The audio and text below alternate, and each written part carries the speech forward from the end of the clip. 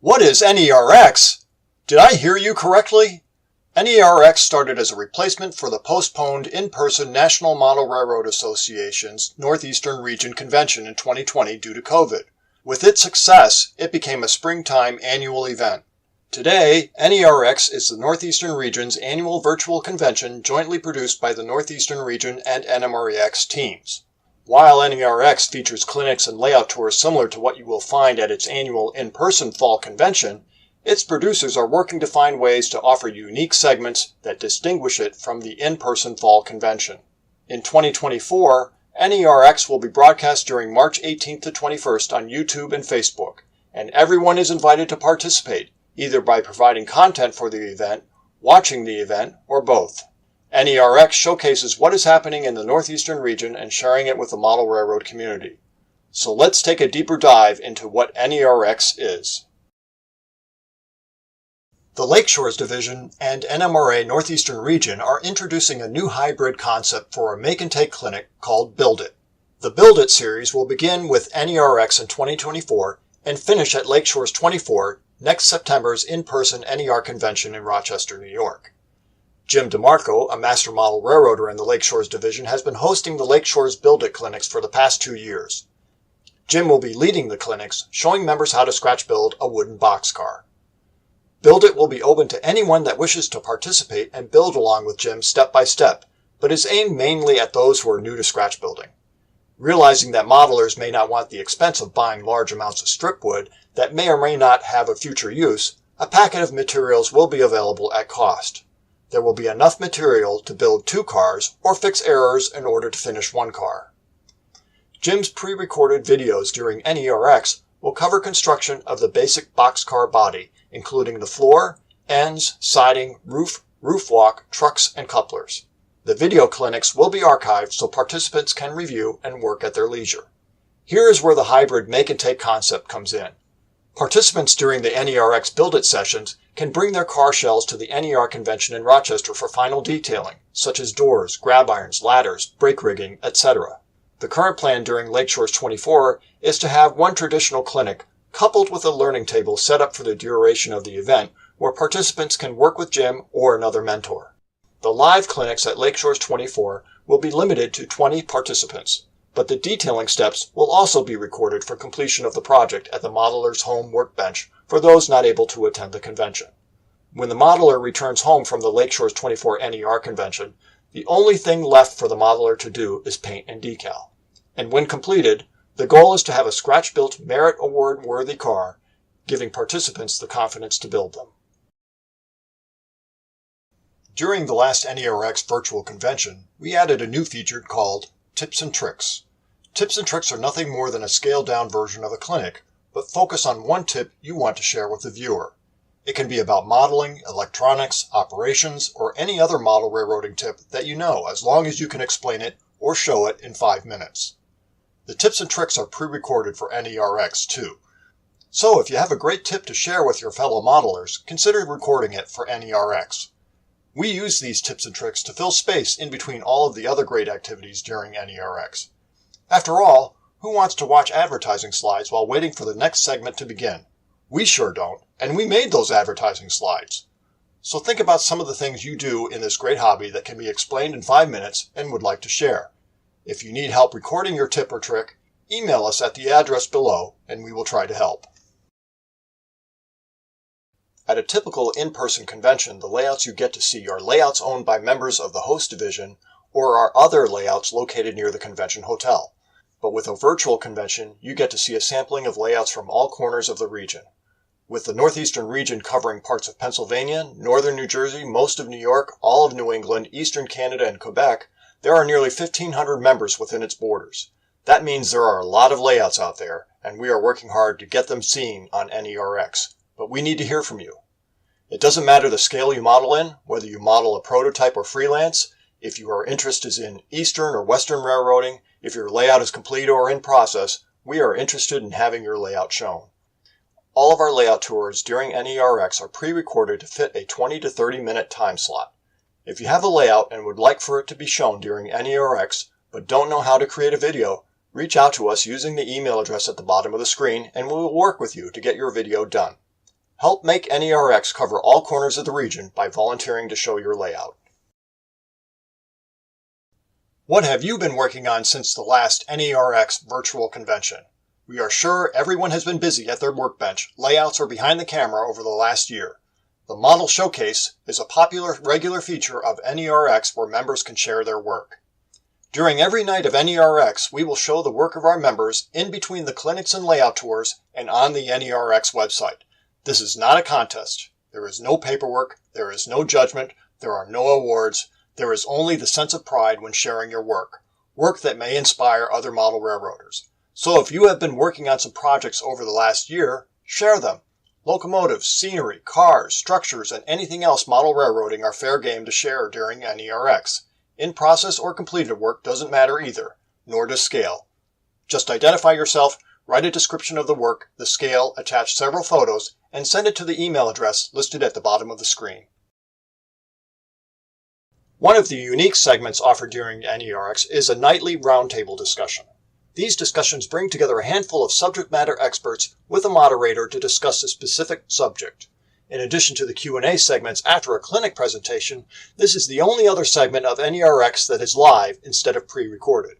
Past topics have included layout command control, or LCC, social media's impact on the hobby, women in model railroading, engaging families in the hobby, and deeper dives into model scales other than HO.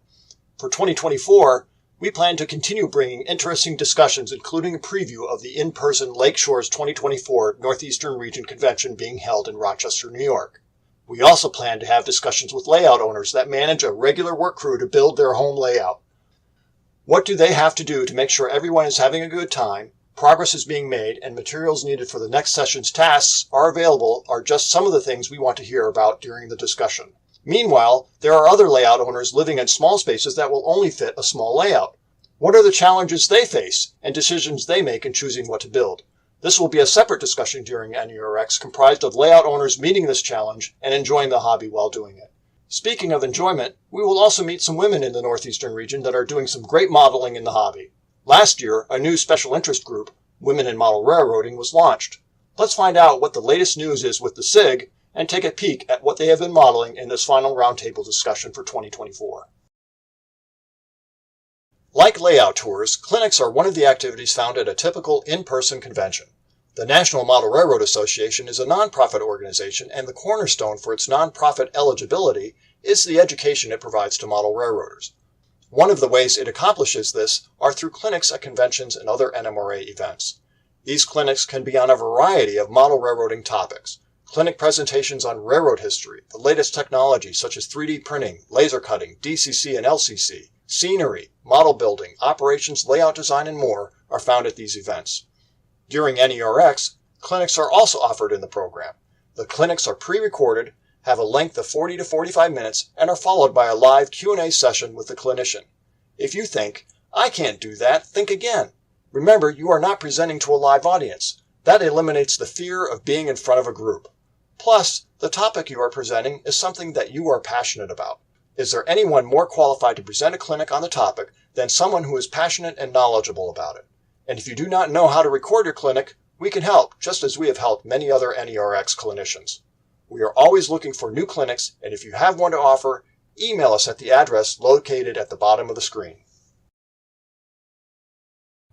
And that, my model railroading friends, is NERx. I am so glad you asked. But here is a reminder of a few things from the presentation. Remember to participate, either by volunteering to give a clinic, layout tour, or tips and tricks, make a submission to the Model Showcase, participate in the Build It program, and of course, watching the event on the NMRA's YouTube channel or Facebook page. You can contact the NERx team by sending an email to info@nerx.org if you need help preparing a video.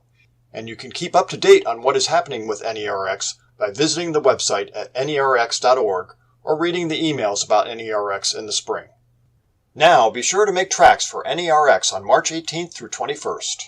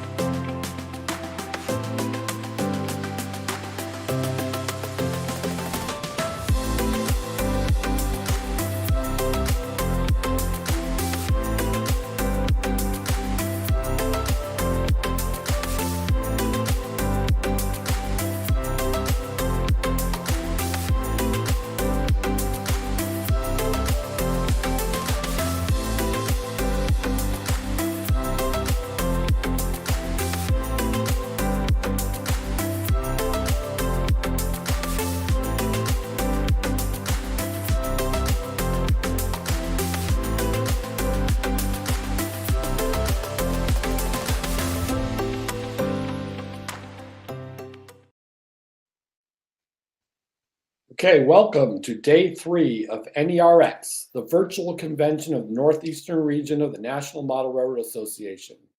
NERx is bringing you 4 nights of clinics, layout tours, roundtable discussions, and tips and tricks. We also have a model showcase featuring submission from members across the region. You can see all those entries on our website at www.nerx.org. My name is Dave Inslee, and I'll be your host for the evening. We appreciate your time and hope you enjoy the content we're providing. You can send comments and suggestions to info@nerx.org. We also have links on our websites to all the clinics, layout tours, roundtable discussions, and tips and tricks for this year's event, as well as all those of our past events. We'd like to make a special shout out to Ray Arnott at Around the Layout podcast for helping to promote our event. There's a new podcast released every Tuesday. Check out aroundthelayout.com or download it from wherever you listen to your podcasts. We'd like to remind you that we have a total of 4 $50 gift cards that have been donated by our sponsors, Mini Prints and Interaction Hobbies. The instructions on how to register for the drawing can be found in the show notes for this event. You could be one of the 4 lucky winners, so register now. The drawing will be held live tomorrow evening at 8:45 p.m. Thanks to Bernard Helen at Mini Prints and Gerald Jacobs at Interaction Hobbies for once again sponsoring NERx. We appreciate the support. Mini Prints is also an NMRA partner and is offering a 15% discount on all regular priced items to all NMRA members. Check out the members section of the NMRA website for the discount code. If you like what you're seeing and would like to make a contribution to support the activities within the Northeastern region of the NMRA, then please consider making a donation. You can go to www.nerx.org and click on the donate button at the top of the page. Your support is greatly appreciated and it might result in a tax deduction for you. Please make sure to put your questions for the clinicians in the chat.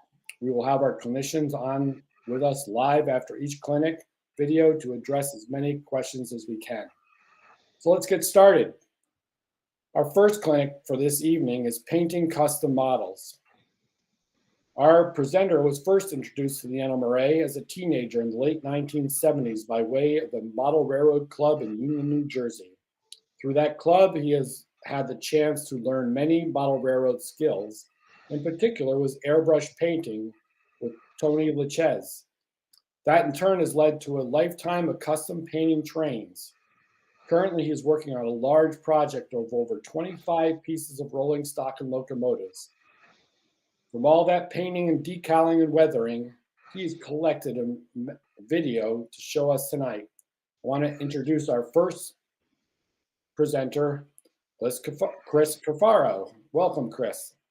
Hi, thanks, Dave. Thanks for having me. And NERx, thanks for hosting the event and giving me a chance to share this clinic. It's not too long. It runs a little more than 30 minutes. And I hope everybody gets something useful, whether you're beginning airbrushing, beginning painting, or if you're experienced, there might be something in this for you. So with that, I say roll it, Speed, roll the video.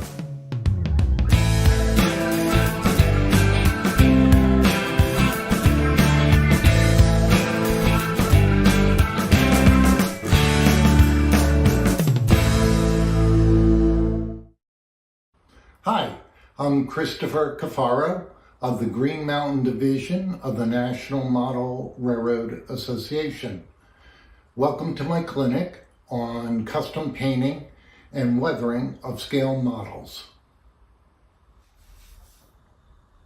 For this clinic, my current project on my workbench is 25 or more O-scale locomotives and pieces of rolling stock. We're going to take one of those, we're going to take a box car, and we're going to take it, strip it, clean it, paint it, prime it, paint it, decal, seal the paint and decal, weather it, seal the weathering, and do some finishing touches on it.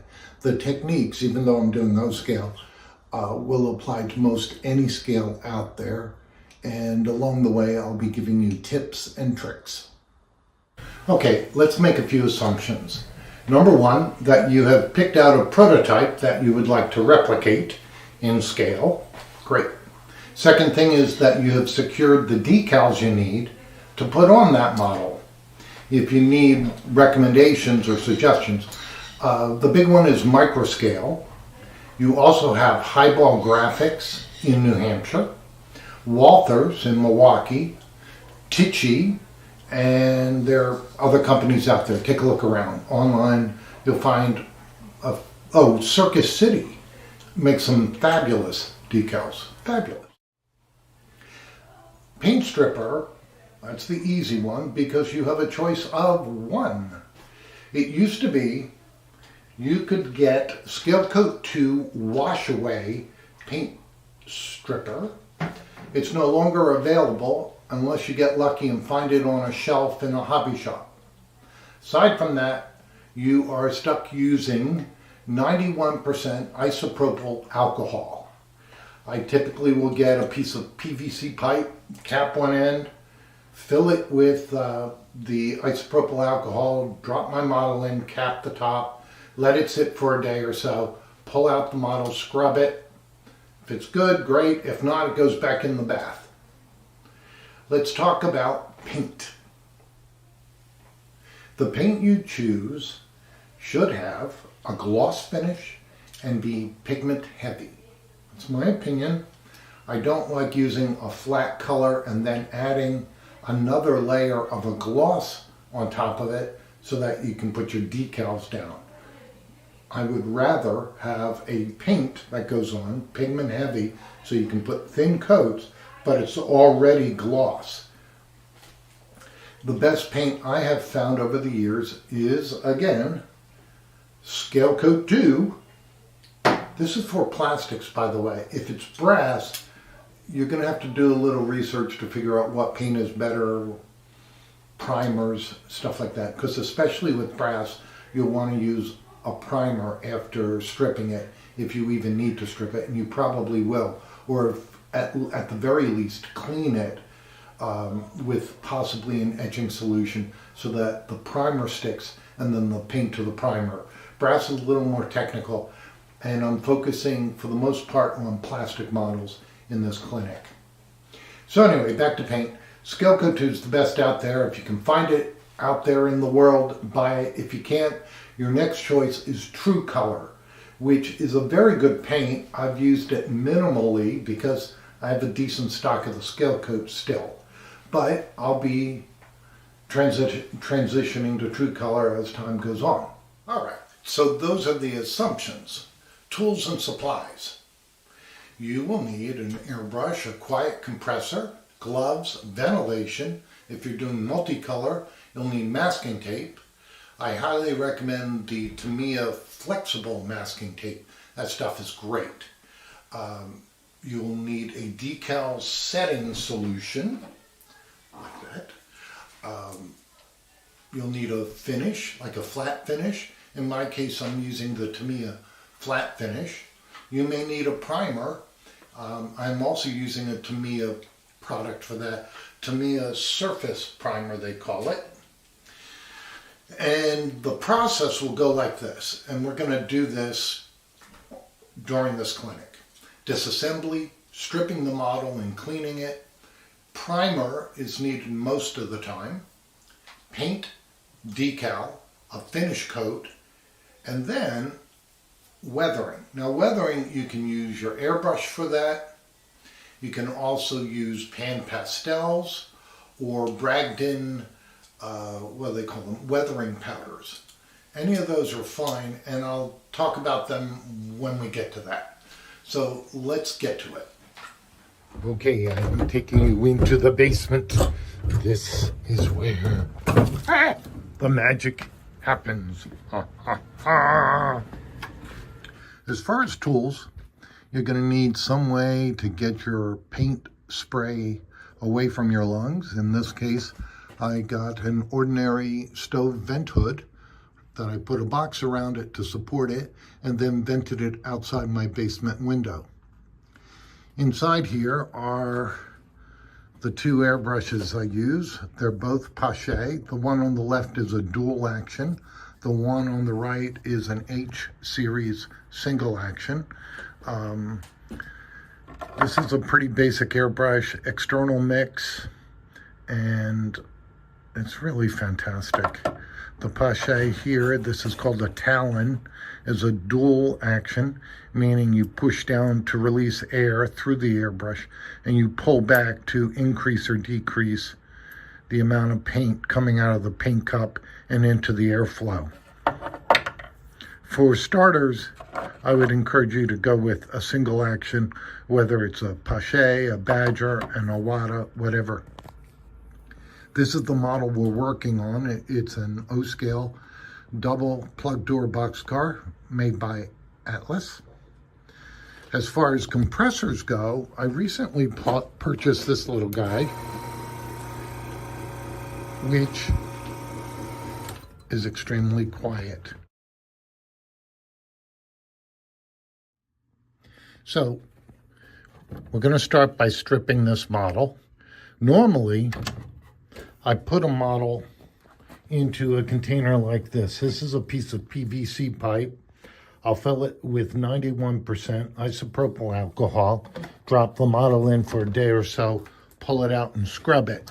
Being that we're doing an O-scale model, I'm going to be using a larger container. Use isopropyl alcohol, 91%. Do not use brake fluid. Do not use denatured alcohol. They will destroy your model.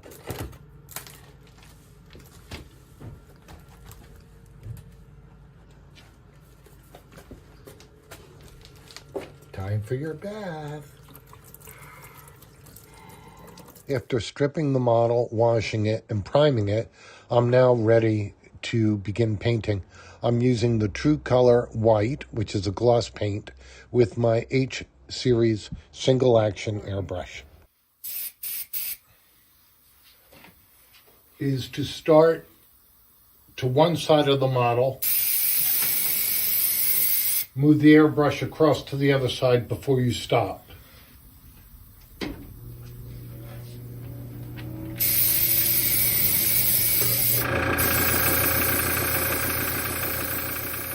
Really, it's as simple as that. You start on one side, spray across the model, and finish off of the model to the other side. You don't want to pull your paint in the middle by stopping. There's nothing wrong with changing direction and moving up and down instead of left or right. You just don't want to stop in the middle of the model. I had pre-primed the model, and now that I'm putting the True Color paint on, it's going on in very fine passes, and it's coming out really nice. There's a very fine mist coming off of that. I'm about 9 inches away from the face of the boxcar, and the finish looks excellent. There's not a lot to it, and with a little bit of practice, with a simple single action airbrush like this, you should be doing some really nice work.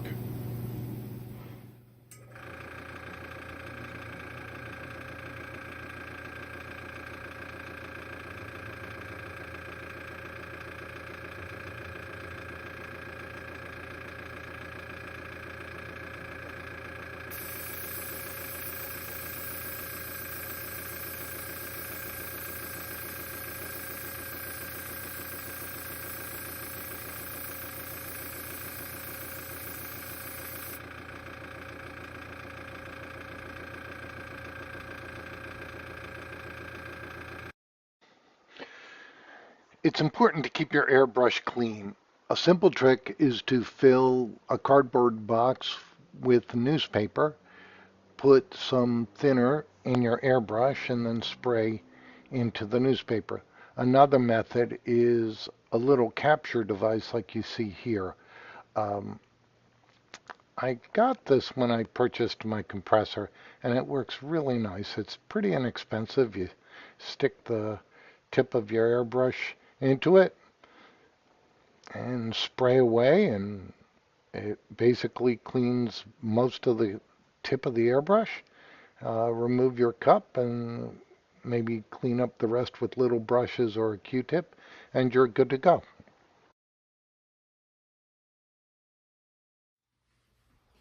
Okie doke, so moving along, we have a coat of white paint on our boxcar, and this particular model, prototype I mean, is going to get Guilford gray on the back and tops, on the ends and tops. To do that, I am going to use the Tamiya 12mm masking tape to tape out a little border to protect the white, and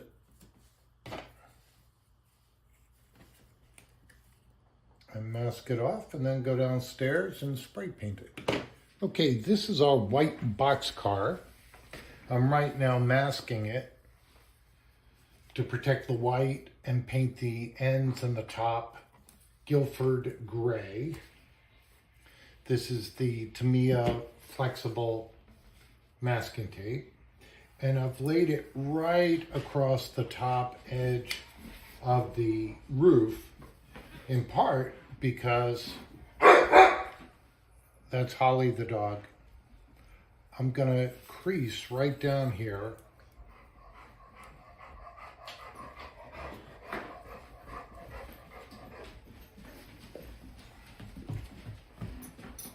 to drop the tape into that seam just under the roof.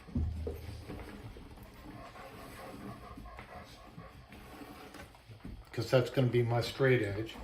And then I'll trim this, each edge, with the rivet line. And I'll zoom in so that you can see that.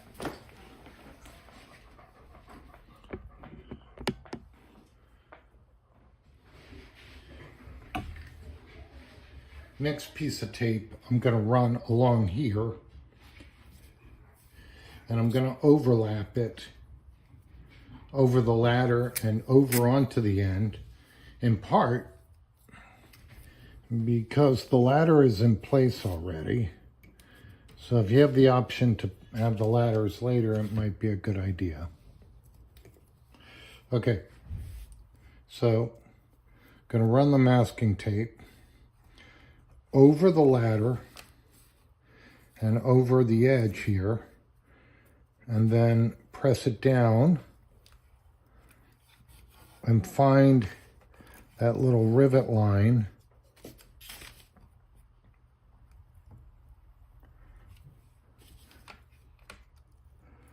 There it is the line I'm cutting on.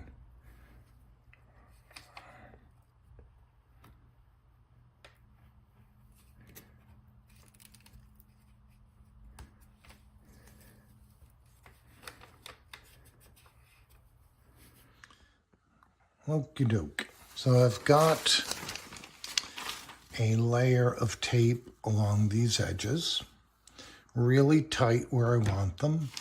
Then I'll take a piece of newsprint or some other material, and I'm going to tape it in here just to protect the rest of the boxcar before painting.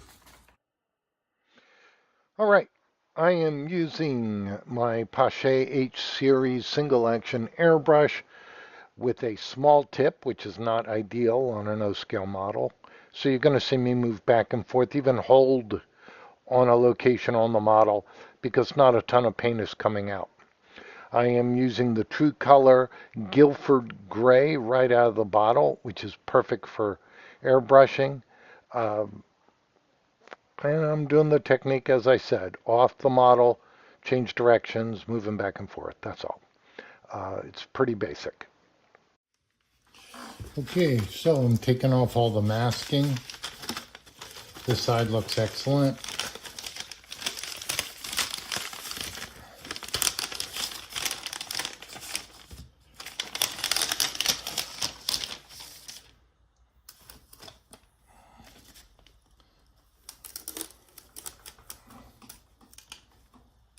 Perfect. Quick tip, always use a sharp blade, a new blade, cut on a mat, or even better, cut on a piece of glass. Okay, I am ready to move to the second side of the model. My decals are pre-cut. I have the example that was provided me by Highball Graphics. My water is distilled water. It gives a cleaner decal when setting on the model. I will use Micro Set, which both softens the decal, but also improves adhesion. And then lastly, if need be, which I probably will need, is Micro Sol, a stronger solution that will soften the decal so that it hugs around the details. Hey folks, so here I'm putting decals on the model, but my hands are in the way. So let me move the camera and you'll get a better view of what I'm doing when I do the right side. What I am doing here is I'm using some water underneath the decal to help lubricate it to make it easier to move. All right, so I'm happy with that. It's kind of floating there, and I'm going to leave it be for the moment because I want it to dry somewhat before I put a setting solution on it. I'm moving to the right side of the model. I'm going to start at the bottom and move up, which is starting with these. I'll pull it off just slightly, drag it along the model. There it is. In a second, I'll adjust the camera so you can see a little better what I'm doing. Often I'll use my fingers to roughly place the decals where they need to go. And then I'll use a paintbrush or the edge of a pair of tweezers to micro adjust them into their final position.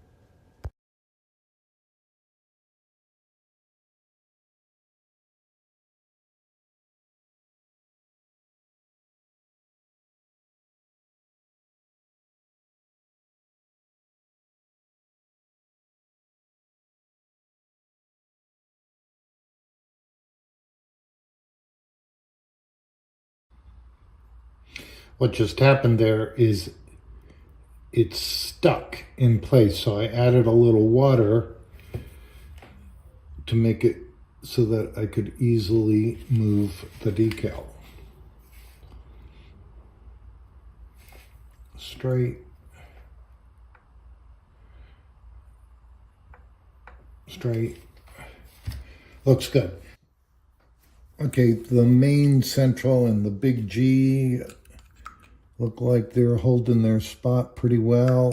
I'm basically going to put some Micro Set over it, let it run down the model.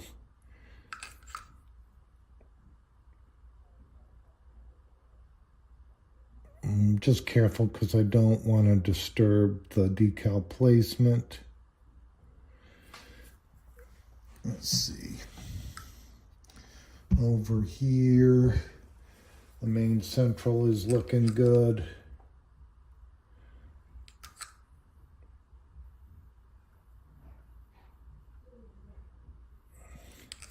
My stripe is looking good.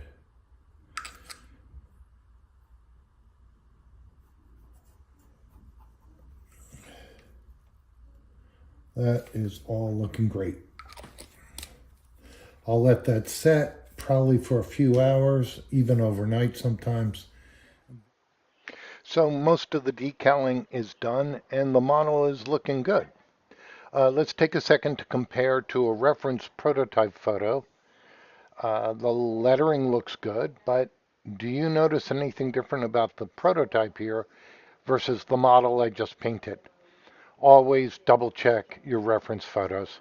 Yes, Guilford gray on the ends, but not the roof. I'll spare you the video of me correcting the color, and I'll be right back so we can jump into sealing and weathering the model. While the white box car is sitting in the spray booth drying, let me show you what I do using a gray version of the same box car to help the decals settle in place. I look for light reflecting off of the surface to show me air bubbles. I then slice those areas with my blade and dribble the microsol down it to help them snuggle closer to the seams or rivets or whatever it is on the surface of the model. Now, and I'm going to use this cylindrical hopper as an example, the decals are set, the paint's ready. I'm going to spray it about 6 to 9 inches away with Tamiya flat finish, with the vent fan pulling the fumes away from me, but also pulling the spray onto and across the model. Flat finish like this is an excellent surface to apply weathering powders. Sometimes people go too far in weathering a model, and this is an example of that. This is a boxcar I submitted to NERx a few years ago. The idea was to have fun weathering and rusting out this reefer. Also, I wanted to create an operational situation for a crew where they would have to pull a damaged car like this off a siding, send out a RIP crew, a repair in place crew, to weld it to make it safe enough to move to a yard or facility where it could either be scrapped or repaired. You don't have to go crazy on weathering and rusting out your models. I happen to like this Delaware and Hudson SD35. I think it's heavy enough, but it doesn't look like it's about to fall apart on the tracks. It's good to have reference photos to help you figure out where to put the dirt, the grind, the rust, all the rest. We'll use these to help us with our weathering, which is the next step. Okay, it's time to get into weathering. Let's start with a pair of freight trucks. This set has been done already, and I'm going to show you how I did it in just a second. I start with painting the truck. Let's get that in focus. Painting the truck flat black, and then using 3 colors of the Bragdon weathering powders. So I take my flat black painted truck, and I put the orange all over the place. Work it in, then I hit it with the green, which creates a sort of patina on the truck, and I follow up with the soot black. I use this on most any flat black item, like a bridge, like a locomotive, like a freight truck like this, and I really like the look. You can add more black, you can add more orange, a little more brown, or even gray if, let's say, the ballast that the prototype was going through used a ballast that kicked up gray dust, like limestone. Let's take a look at the before and after on this.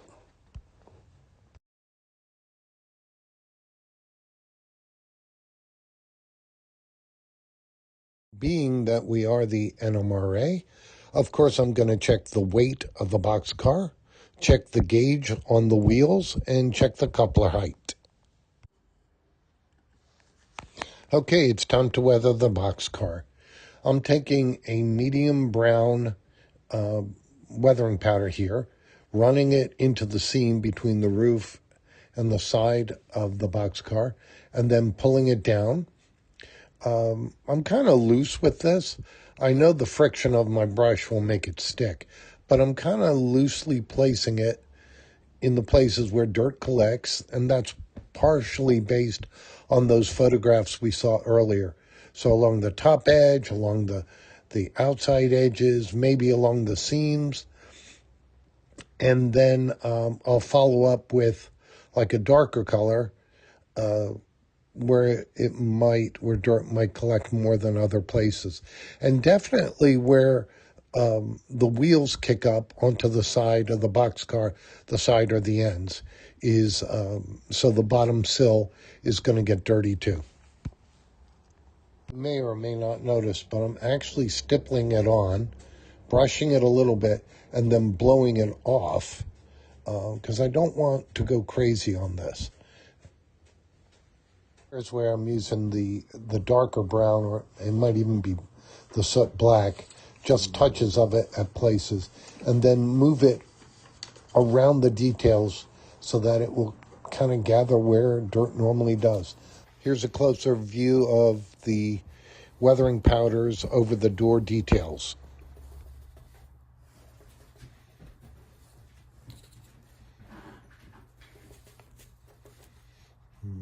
By the way, even though I'm doing this work with weathering powders, you can also use acrylic paints or tempera paints even to give a full wash to the whole broadside of the boxcar and then start wiping away what you don't need, and it will leave a residue of whatever color you're using in the cracks and crevices.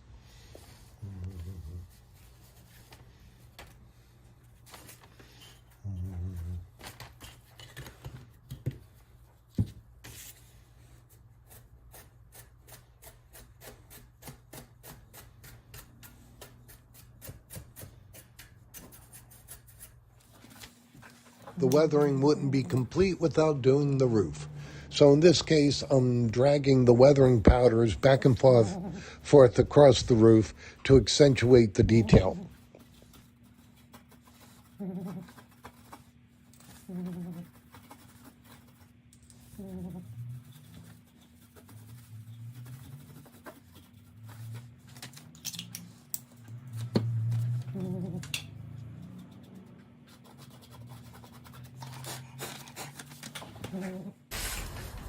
It's almost time to wrap this clinic up. So, you've watched me go through the whole process here, and I have a few takeaways for you. Number one, be clean. Your space, make sure your space you're working is clean. Your hands are clean. Often I'll wear gloves because fingerprints on your model can just ruin it and make a problem down the road because you might end up having to clean them off and redo things.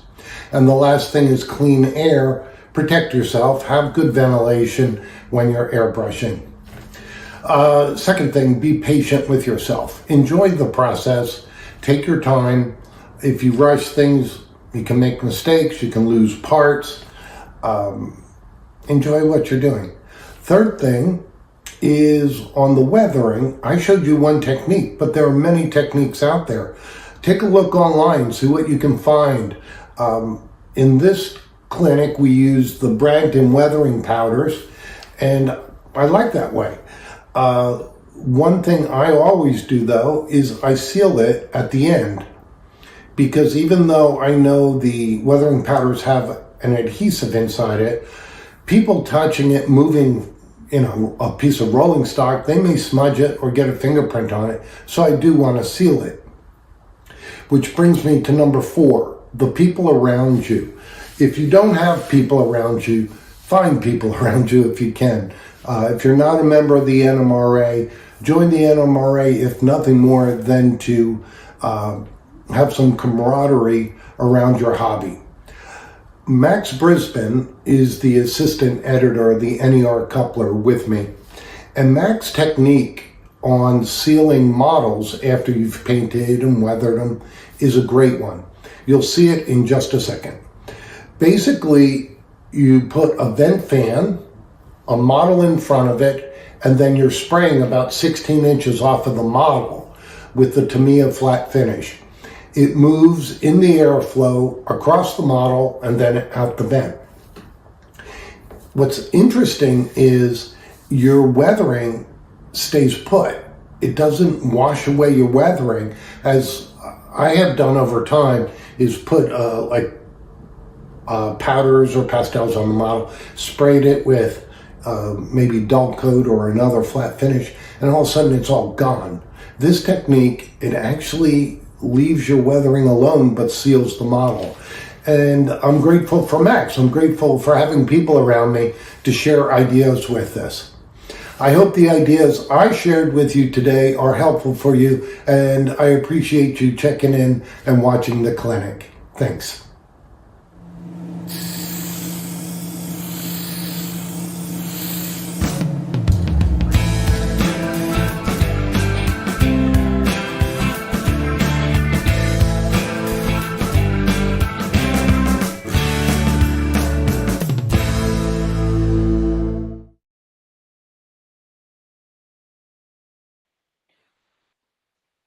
Well, welcome back, Chris. That was a fabulous presentation. Really, lots of great information, start to finish on those beautiful models. So, first question I have for you is, I am deathly afraid of my airbrush. So, how do you get over that fear of the airbrush?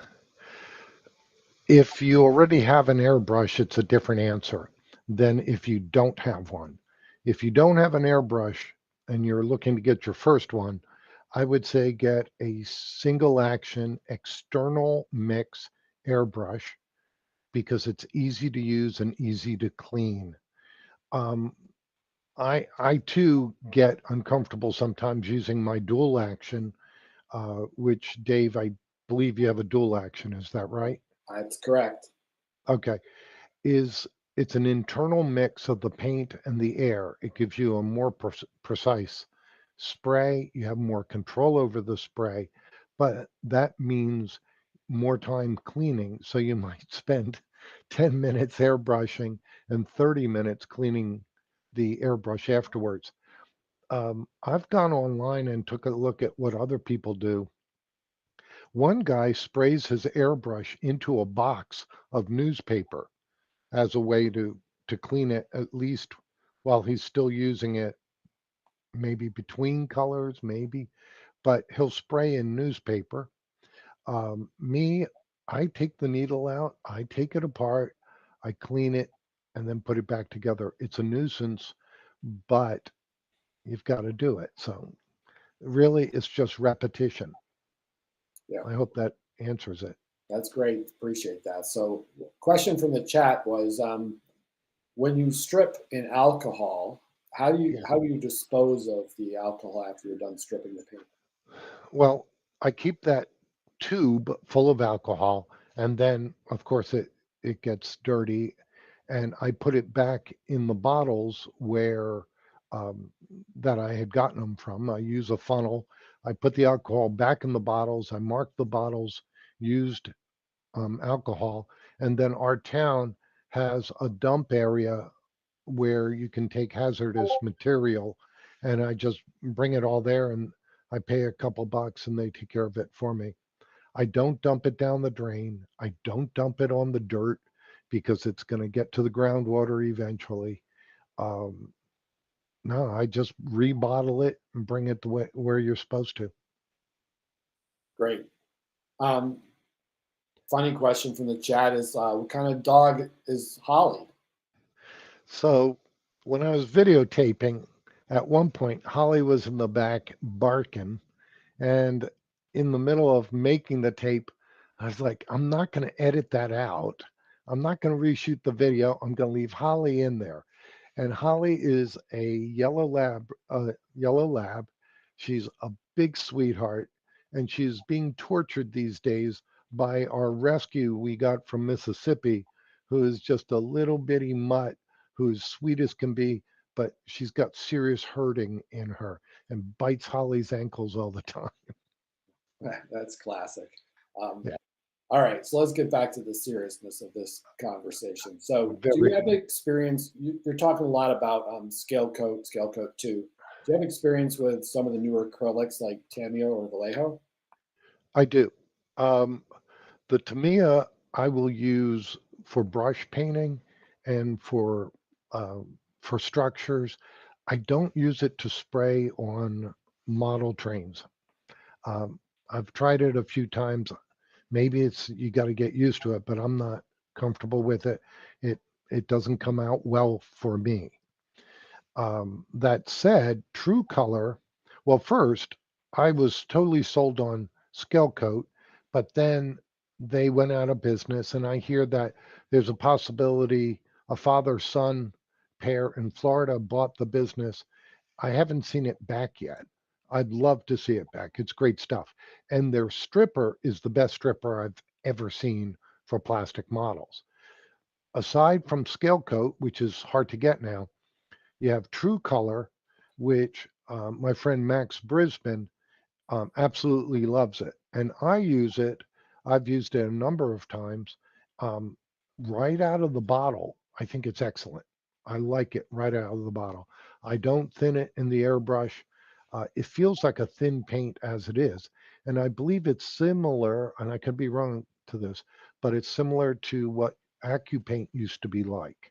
Um, I believe you thin it with, well, they want you to thin it with their own thinner because then it won't harm the pigment and it won't harm the gloss finish. They recommend their TCP 015 thinner. But if you're cleaning your airbrush, you could certainly use acetone, which is, I believe, the base for that. Yeah, so Um, that is an acetone-based paint, right? So do you have to right. worry any special considerations about attacking the plastic, or have you ever seen a problem with that? I have not seen a problem, and I've used it directly on plastic. Um, True Color doesn't, I didn't read anything about it. But when in doubt, you can put down a primer first and then put the True Color on top of the primer.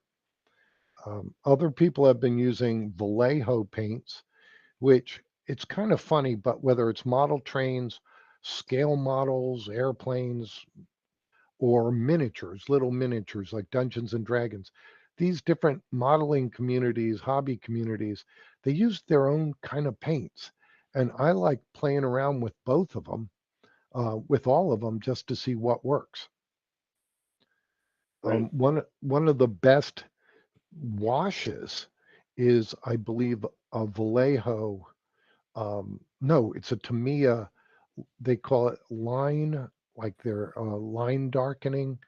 They have this wash, line darkening wash, and it's fantastic if you just smear it on something and then wipe it off, and it falls in all the cracks and crevices. Couple questions came in around decals. So you've been using Microset, Microsol in your video. Have you used anything else, or are there other products out there that you would recommend? Yeah, Solvaset used to be its own company, but then Walthers bought it. It's still the same product. And I knew some people who would buy a new bottle of Solvaset, um, and take an older bottle and leave the lid off so that it would evaporate and get more strong, more dense. Um, I use Solvaset. I don't do that little trick to make it stronger. I think it's plenty strong. Um, Microset and Microsol. The Microset I use because it helps with adhesion. Sometimes I want something not as strong while I'm still fussing with the decal. If you were to go right to the Microsol or even maybe the Solvaset, the decal is going to get softer before you, in case you have to adjust it. And if you do and it's too soft, you might as well just take it off and start over again. So Does that? yeah, as you're applying decals, you're kind of starting at the bottom, moving your way up. So is there any special considerations when you're applying decals that are above something that's already there about things moving around as you're applying them, or how do you kind of manage that? Well, in the video, I showed starting at the bottom and moving up, and that's because of location and placement. I know that I wanted those, I believe it was the capacity numbers or some of the data I put as low as was reasonable based on a photograph I had. And then next up is um, maybe the stripe. But I mean, part of it is getting the data in the right spot. So yeah, I start at the bottom. I'll use water to lubricate it to move it around. But if it gets too messy, I'll put a corner of a piece of paper towel to wick away some of the moisture. I'm not overly concerned about putting something above that first decal because I never get it that wet that it's going to affect the stuff underneath it. And if it is going to get that wet, I'll paper towel it just a little bit to take some of the moisture away. Great. So kind of switching over to weathering a little bit. Have you ever had experienced issues with weathering powders blowing off when you're doing the final seal layer? Yes. And I think I even mentioned it in the video. sometimes you put powders on, you put on weathering powders or pastels, not so much weathering powders, and I'll tell you the difference. Pastels, because there's no glue in the pastel.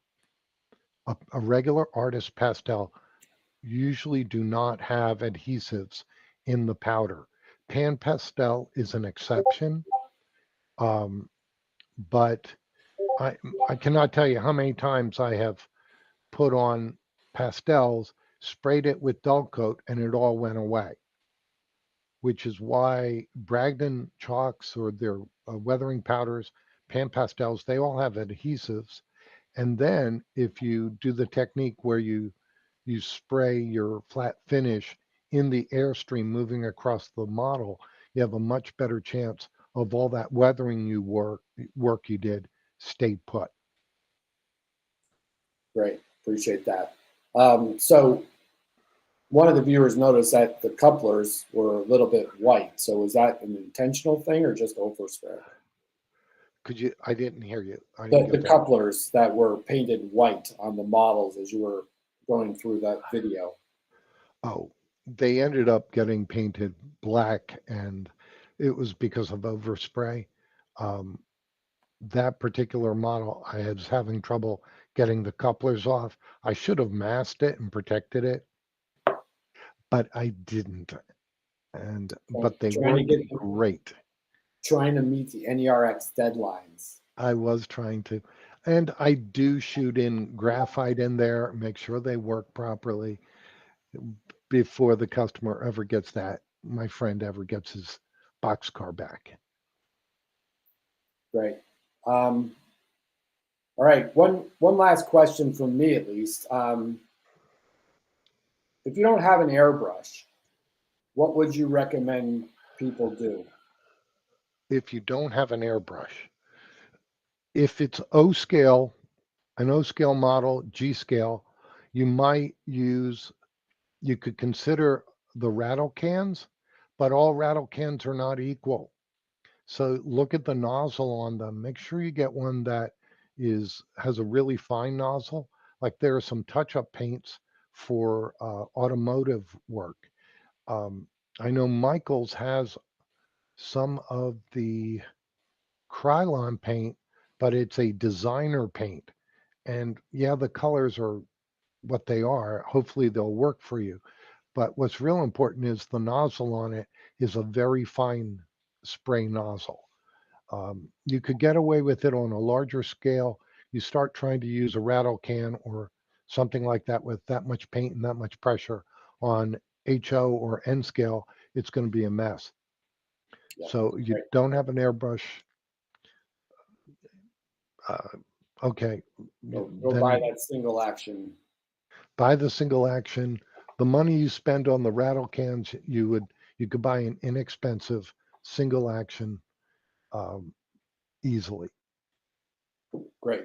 And so for anyone that might have joined late, what scale was this demonstration done using? It was done on an O scale model. And the techniques, though, in general, same for any scale, or would you, any recommendations if someone's in smaller scales? The smaller scale, the only difference might be when you're masking, instead of using the Tamiya flexible masking tape, which you can use, you might try actually the Scotch brand tape, the magic tape, cut it on a piece of glass with a very sharp razor, and you'll have a wicked crisp line for HO and N scale. Great. Well, Chris, really great presentation. Appreciate the conversation with you, and thanks for all your insights. And we'll look forward to some tips and tricks from you later on today. All right. But thanks again. Sounds great. Sounds great. Thanks for having me.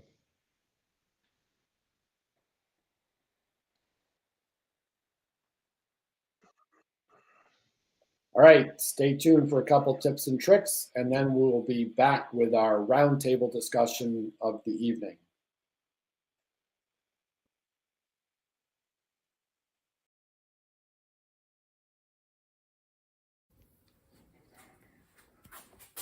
So what I'm doing here is just adding some clouds onto the backdrop here.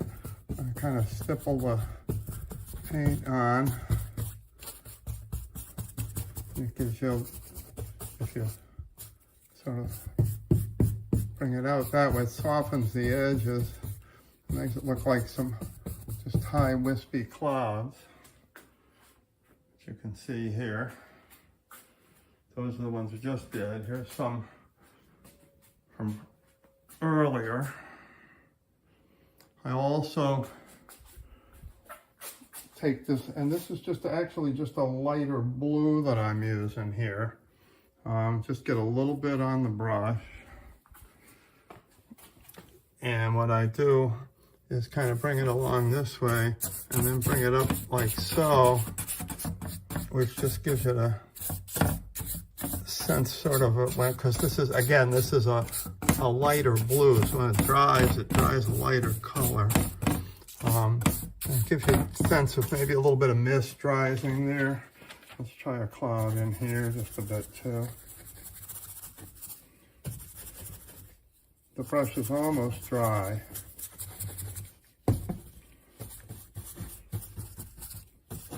They don't look like, you know, these are fair weather clouds, I guess we'd call them.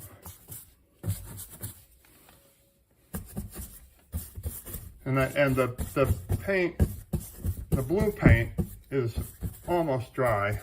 I just put that on and then come back with this. So you can see how that works there. I think not too bad. Gives you something. When I don't know how much of the mist at the bottom will still show up if I put some background buildings in or anything, but we did this around the whole place. It's subtle. It's not overdone. People have gotten a few comments on it that people thought it looked pretty good. So, you know, we'll see.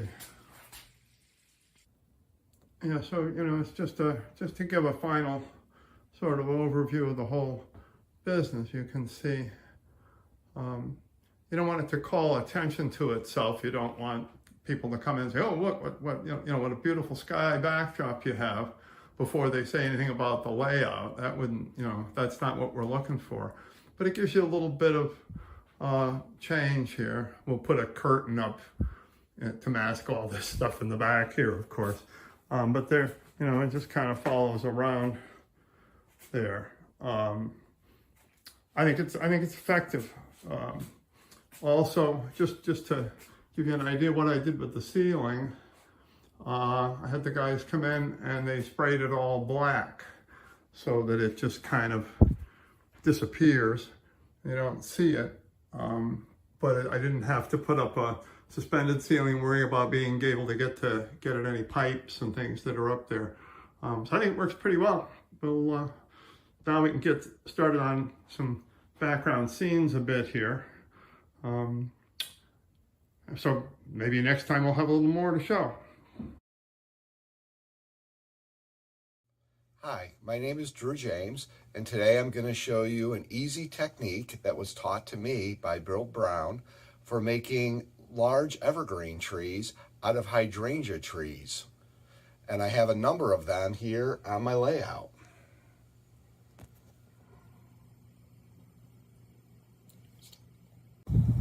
This is the hydrangea tree that we have in our backyard. They're very common. I see them throughout the neighborhood, and it shouldn't be too hard to find one from one of your friends or neighbors. And in the summertime, these are very pretty white flowers. But come the fall, they start to dry up and turn brown. So I usually like to cut off the blooms to use for trees around about the end of November. And when you cut them off, you can see that it comes out in a nice tree shape, but it has all these little flowers on it. So the first thing you need to do is use your tweezers or small scissors and cut and trim off all these little flowers on it. And also you can use your soldering iron to straighten out, like if it's got a curve up here, you can rub your soldering iron on the back side of that curve and you can straighten it out. So here's one that I've cleaned up, taken all the flowers off, and straightened up, that's ready to be used to make a tree. First step, after you've trimmed off your tree, is to spray paint it. And you can spray paint it pretty much any color, brown or gray, that you think looks good. I happen to have some brown that I'm going to use. So just all you have to do is give it a good spray, and then let it dry a little bit. You don't have to let it dry that long. Just 10, 20 minutes is plenty long enough. We'll need a few supplies for the next step in the process. The first thing is ground foam. I happen to be using Woodland Scenic's coarse conifer ground foam, but really any coarse green foam will work just fine. The next item is inexpensive spray glue. Whatever you have on hand, whatever you can find on sale. I happen to be using Super 77, but I've used just about every brand of spray glue. And the last thing you'll need is inexpensive hairspray. I get this at the dollar store, very cheap. I highly recommend that you buy your own and don't try to use your wife's. So take your spray glue and give your tree a good covering of glue. Notice I'm doing this outside. I recommend that you do this outside to avoid all the fumes and odors of the spray. After you've given it a good coating, simply go into your ground foam and give it a good covering of green ground foam. Trying to cover up all the little spots on it. Give it a little shake. Okay, and at that point, you're ready for the hairspray. Simply give it a good coating of your unscented hairspray. And there you go. You've got a good size evergreen that's ready to be planted on your layout.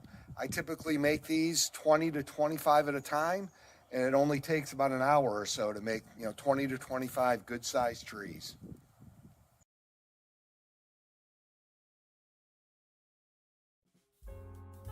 Welcome to the 2024 NERx Model Showcase. Over the course of all 4 nights, you will have the opportunity to see all of the models submitted to the showcase. Let's check out Part 3. Here are 2 photos of Stampton Mills, built for the late Jim Height by one of his early work crew members and now in the possession of Ed O'Rourke, a master model railroader from the Central New York Division. This model is a Scott wire and cable kit produced by Precision Lasercraft and was never installed on Jim's layout. Ed salvaged the model, making repairs, did some painting and weathering, and is now waiting to be installed on Ed's new layout.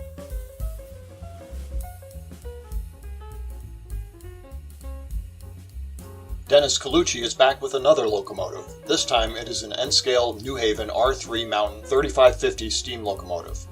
The model is a Bachmann USRA model originally painted for the NYO&W Railroad.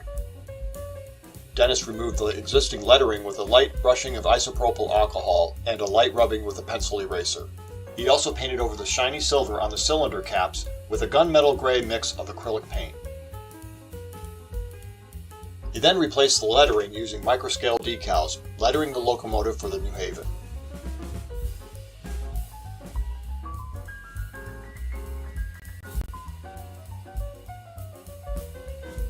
He replaced the existing bell with a brass one, moving it from the locomotive's headlight to approximately halfway back along the boiler, drilling a small hole in the boiler to mount the bell on. Dennis also added a brass feed water heater above the headlights and painted both parts black.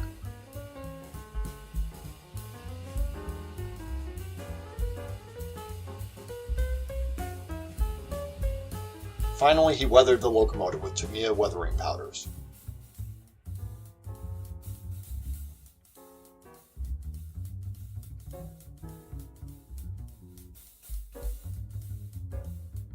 Dave Dewar, a Lakeshores Division member, scratch-built USA 7751, an HO scale replica of a GE 25-ton locomotive built in the very early 1940s for service in Hawaii after Pearl Harbor.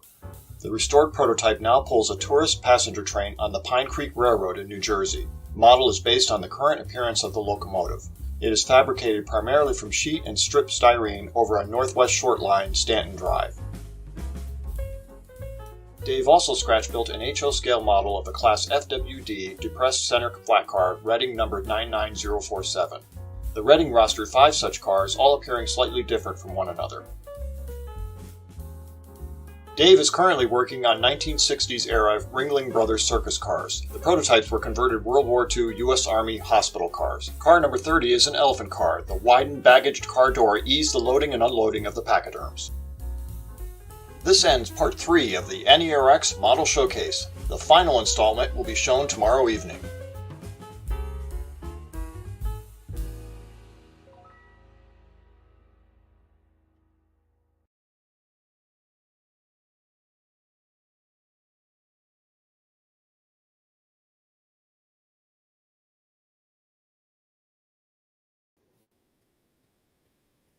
All right, hello everyone, and welcome to the Women in Model Railroading Forum for NERx 2024. My name is Angela Sutton. I'm a member of the Garden State Division here in the NER, coming to you from surprisingly snowy New Jersey for the first day of spring. We were watching some snowflakes out the window earlier. I'm very pleased to be here with Pam Berrien and Jennifer Howell, and we are going to be really talking about our own kind of interest and experiences in the hobby. And, you know, it's sort of in keeping with, I think, where the Women in Model Railroading Special Interest Group is right now, which is really about, you know, visibility and letting people know that, you know, women are part of the hobby, women are part of prototype railroading, and really every part of what the NMRA is doing. And, you know, this is sort of enhancing visibility a little bit. So, you know, after we've talked about that, we'll talk a little bit about maybe what we'd like to see going forward for the future of the SIG and the future of the NMRA and so on. But without further ado, I'd like to let these two introduce themselves. So, Jen, if you want to start, introduce yourself. Hi, I'm Jennifer. I live in Cheyenne, Wyoming. My division's actually inactive, so I drive down to Northern Colorado, Division 9 in Greeley, Colorado, and I'm active in that division. I'm also our division secretary, and I haven't built a layout yet, but I've been building kits and collecting little mini prints and other little things to work on to expand and make it go on a layout later, and just learning different techniques and weathering techniques. There's all kinds of techniques for every little thing. Haven't quite hit any of the technical yet. Great, thank you. And Pam? Hi, Pam Berrien. I live in Eugene, Oregon. It's a college town. And I got started in model railroading because I grew up in a railroading family. That's Southern Pacific. My dad worked there, started as a carman and retired out of the Sacramento Yards in California as assistant fire chief. So I grew up in that family. That's the only way that we traveled in our life. And I have, you know, the blankets and dishes and things of that sort. But with my family and especially my son, I wanted to keep that whole history alive and my dad's memory alive. And so I began modeling. And that was well over 20 years ago. After I moved to Oregon, it's rainy, it snows sometimes, rains sometimes, wink, wink. And so it was fun to go down to the hobby shop and pick out trees to make or a car or a tanker or a kit. And then I ended up with a lot of kits, so I began doing dioramas and so on. Thank you. Fantastic, thank you. So Pam, maybe we'll stay with you because you were talking about this a little bit just now, about how the model railroading bug kind of bit. I think what keeps you coming back? What keeps you interested? What are some of your favorite things? Right. My favorite things are looking up kind of historical pictures, especially some of the Kinsey photos and the ones where even Kinsey himself is taking pictures of logging camps. When I met my husband, Jeff Johnston, over 20 years ago, he already was in prototype modeling the Sugar Pine Railroad out of Friant, California. So many of my dioramas could fit onto our layout. And then I really got into the railroad logging history, everything associated with it. So that's what I like to do, is look through the books. If I find Bumblebee Camp number 9, it's a great picture of a logging camp. And you know, the folks doing the logging, they needed to eat, and they got some great meals in those logging camps. And there's one picture of where a logging accident sent a log straight through the corner of the dining hall, and it really didn't matter because they were all there eating anyway. And so I modeled that. So that's what I like to do. Yeah, fantastic. Historical images are always a great inspiration.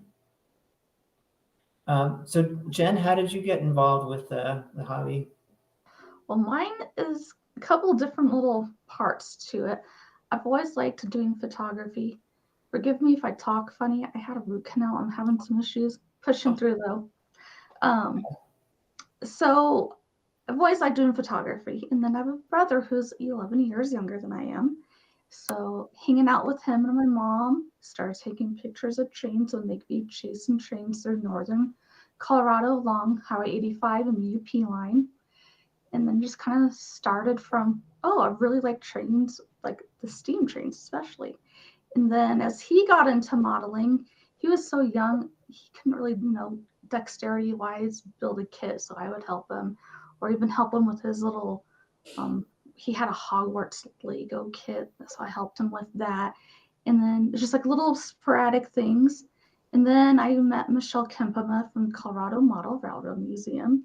And I fell in love with the museum and started learning about the modeling world side of trains, and just started getting into it that way. And joining the NMRA was my way of trying to find people to help support my learning and growing and trying to learn to model. So that's kind of how I got into it. Cool. Yeah, I would say for me, the bug bit pretty early. My dad was a collector, not so much a runner. He never really had what you could call an operating layout. But he certainly bought lots of HO brass locomotives. He had a pretty extensive Lionel and tin plate collection. And, so it was always sort of around. And, I grew up within earshot of some grade crossings on the old Pittsburgh in West Virginia. And, on a rainy night when everything's quiet, you can hear them blowing and working their way up the grade. And so the model railroading and the real train bug bit kind of about the same time there. I would say, when I was maybe 10, 11 years old, somewhere in there. And I just keep coming back to it. There's a lot of facets, lots of stuff to do. Any interest you have, you can probably find a way to indulge it somewhere. Photography, carpentry, electronics, anything. So, which I guess we all know. But anyway, it's just very rewarding that way. And Angela, those of us who are lucky enough to live near a museum or prototype tourist railroads or things of that sort, we have one in Tillamook, and we have other events that we go to in Sonora, the West Side Reunion, which is a logging railroad group near Sonora, California. But when I grew up in Sacramento, after my dad retired, he became a docent at the Sacramento Railroad Museum, which is huge. And that was so fun. And that also gave me the bug to volunteer at different museums and things, not always railroad, but just historical museums. And by learning to volunteer at them, I kind of learned about the museum. So that's a lot of fun too. Yeah. So is Sacramento where the 4449 is? Yeah. No, the 4449 is actually up in Portland. Okay. Yep. They have a huge club up there dealing with the 4449. Mm-hmm. Cool. I didn't know that. All right. So what are some things you guys are all working on right now in the hobby? Could be anything really. Jen, you want to start? Well, I've been doing, this is part of my workspace, so I have them right in front of me, lots of little mini prints right now. I collect all kinds of weird little things for the layout I hope to have someday. So a lot of his subscription box items are coming in quite handy because just such a wide variety of great things. So I've been learning a lot about painting those little tiny little things, trying different types of paint, and learning which brands I like for different things. Different techniques. I used some different techniques last night. I think I might have to touch up a little bit later, but that's all right. I've been learning a lot about structures as well, and plastic versus wood, and how do you keep your wood kits from warping and bending and all that stuff. So I've been just experimenting all over and just really enjoying learning it. Yeah. So what are some of the products that you're using right now for our friend Bernard's stuff for mini prints? Well, so I really like Vallejo paints right now. I just really like how they glide on and how they're not real cakey and stuff. I'm really liking that quality better than some of the cheaper brands that come in bottles kind of like this. Better. So I made some washes out of these as well, and just learning different wash techniques of washes. And it's just been kind of fun just to see, because you could always paint over, take it off. So I'm going to redo my little wood painting in this little cart because it's not really looking like wood, but that's what I like about it. Just you can make the color whatever you want on his stuff, and the possibilities are just endless, and they're just so fun and so many different types. I'm gathering a lot of monsters and oddity things because the railroad I want to build is not a prototypical railroad. It's based on a railroad that has monsters and stuff like that. So I like the weird stuff. It's fun. That's great. Mm-hmm. Yeah. Thank you. So I think Pam, you had sent some photos. So at this point, I think we want to do a screen share. Oh. So I believe we have a technical item that we need to do. I can, as you're doing that, I can talk a little bit about what I like working on right now. Okay, we got the all clear. I'm going to just take a minute here to share the image window.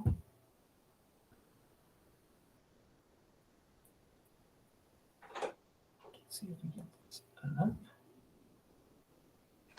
Actually, why is that not coming up? This was working a second ago. There we go. Okay, sorry for that little delay there. Okay, well, this is just a fun one. So this is a, a t-shirt that you had made. So can you tell us a little bit about this? Yeah. Well, during COVID in Eugene, as probably everywhere, print shops who were used to doing a lot of their business with schools really began having a hard time because schools weren't meeting anymore. Games weren't happening anymore. Kids' teams weren't ordering T-shirts. And I saw an article about that. And so people I knew, generally in other volunteer areas and just in life, began thinking of ways to give business to our T-shirt shops. And I came up with this idea. It was something that I modeled anyway, just a scene about women on the American Railroad. And it was on our layout. And so we took some pictures of that and worked with our print shop. And we have a site, kind of a sales site for some of the crates and logging stumps and other things. And so I put that on the website and gave a bunch to family and our ordering website, the Sugar Pine Shop, because that's our railroad, .bigcartel.com. And anyway, so the shirts sold out, and I didn't order more because I gave them to all my family and all that, but maybe some in the shop, I'm not sure, but on the line. But anyway, it was just a fun thing to do. Yeah, fantastic. At the time, something new. Yeah, thanks for sharing that one. So I got to show this next one because everyone will be familiar with this. This is Pam's workbench. Yes, they all look cluttered. Yeah, well, we have a way now. When you're beginning to actually work on a project, it's very, very clean, right? Right, of course. Sort it out. And so Jeff's is the paint box is to the far right with an, you know, outside exhaust, of course. And then Jeff's station is on the right, and mine's on the left. And then our layout is, you know, in the back. We have a 10 by 30 layout. So it's got good lighting, and, you know, up the visors are there. You asked a little bit about what we like working on right now. And I always like working on trees. So if I don't have anything, I'm not getting too much imagination or something we need for the layout, then I'll always sit and do trees. And it's a lot of fun, and it's very relaxing. Great. And the other thing I like to do is aging our buildings. So of course our layout's 1927. And so I love working with kind of chalks and grading them and making dusting mixtures and aging a lot of our buildings. I've also learned this year to kind of kit bash, as they say. I've never been have the guts to kind of do that. One could just follow the directions, but and then of course I have more imagination painting or something. But anyway, as I went to more swap meets and railroad events, I've seen what people can do with kit bashing. So I've been doing that more too. That's great. So I want to flip ahead. So we have the hubby here real quick, but I want to flip ahead to the layout just to show some people what this looks like, since you sent the yeah. So that's Hobo Camp, and that's something that I had the parts for. Again, when I started doing my modeling, everything ended up on like 12 by 12 dioramas. And then when we began building the layout, I had all those dioramas, and I had pieces of them I could take off and put here or there on the layout. So it really worked out great. And that was one of them. That's Hobo Camp. Jeff did the wall features, and those are trees. There's the trees. All kinds of trees. Yeah, nice work. Just a few more. And this is, yeah, Jeff is doing prototype modeling. There's one piece of the layout that I love, which is Berry and Vista. It's of course imaginary, but it's pretty cool.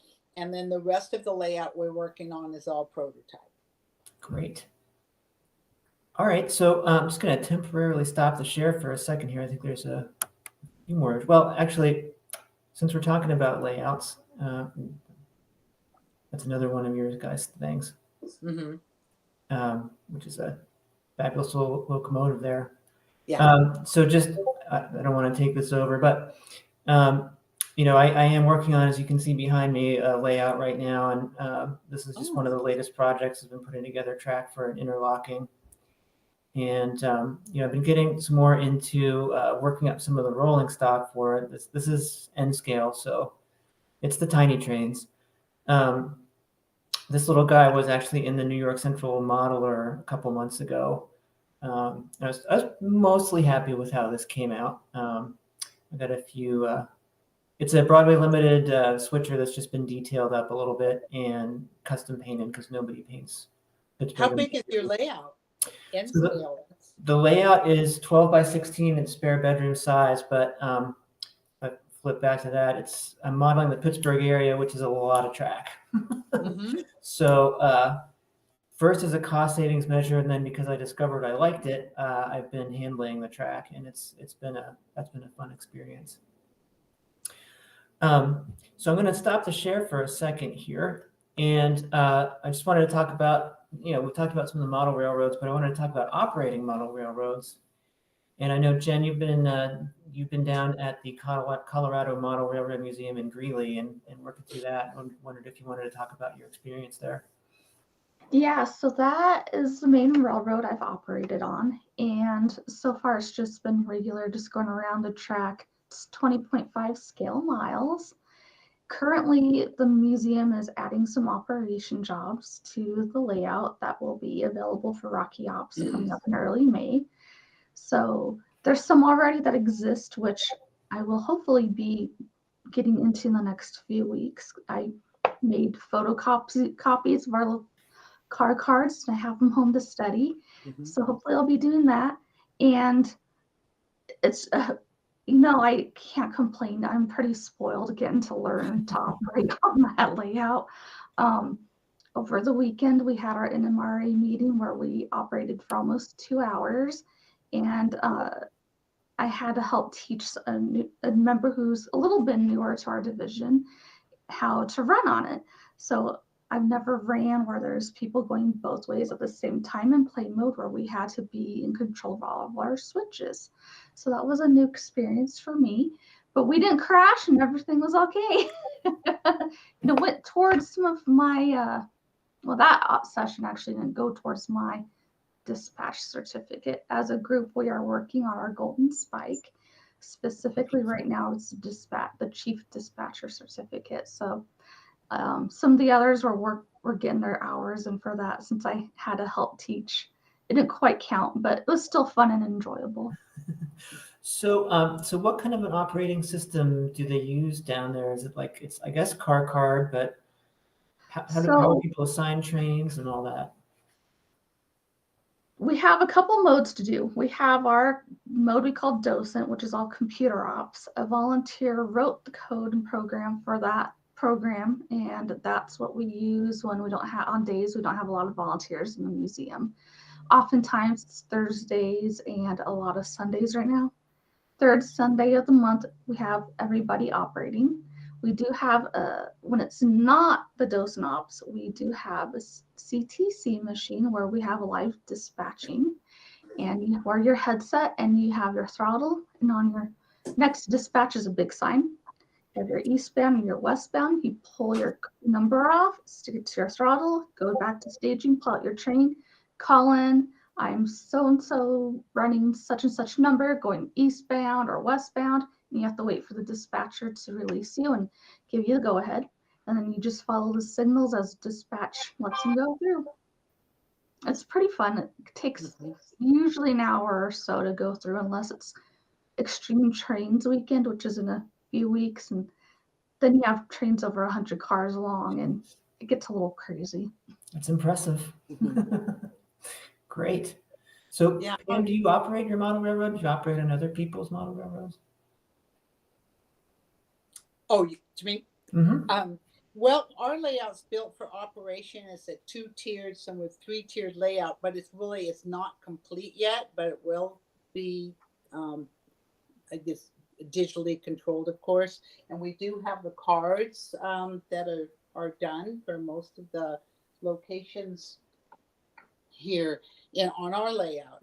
And I have basically wanted to just watch other people's operations, but I have operated, and it is fun, and I can see how you can get hooked on feeling like you're doing a real life operation. So here in Eugene, the late Dave Clune had a Owens 3 layout.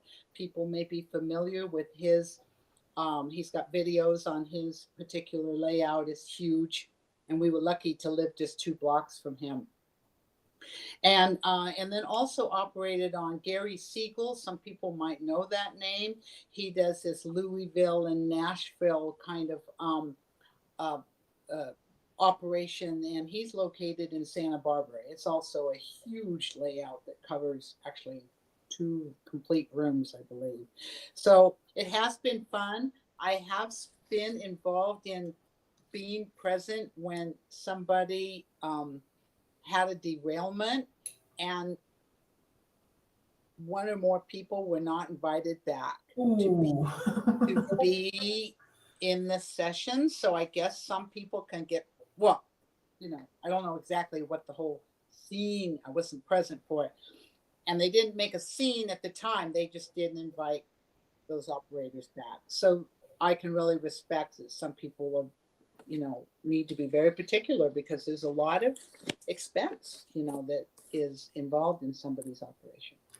Yeah, it happens. I think, one of the things people talk about with operations is that you have to be comfortable with the idea that someone with all the best will in the world may mess up your stuff. So, but, I can say that one of the biggest things since joining the NMRA, but for me, which I've been a member now about 2.5 years, has been getting plugged into the operators network here in Northern New Jersey, which, it's not, I don't mean it like there's a formal network, but the people that are NMRA members or who know NMRA members and have their layouts open for operation.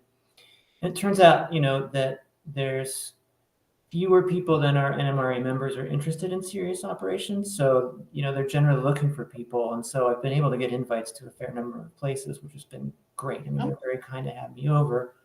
And what a dimension it really adds,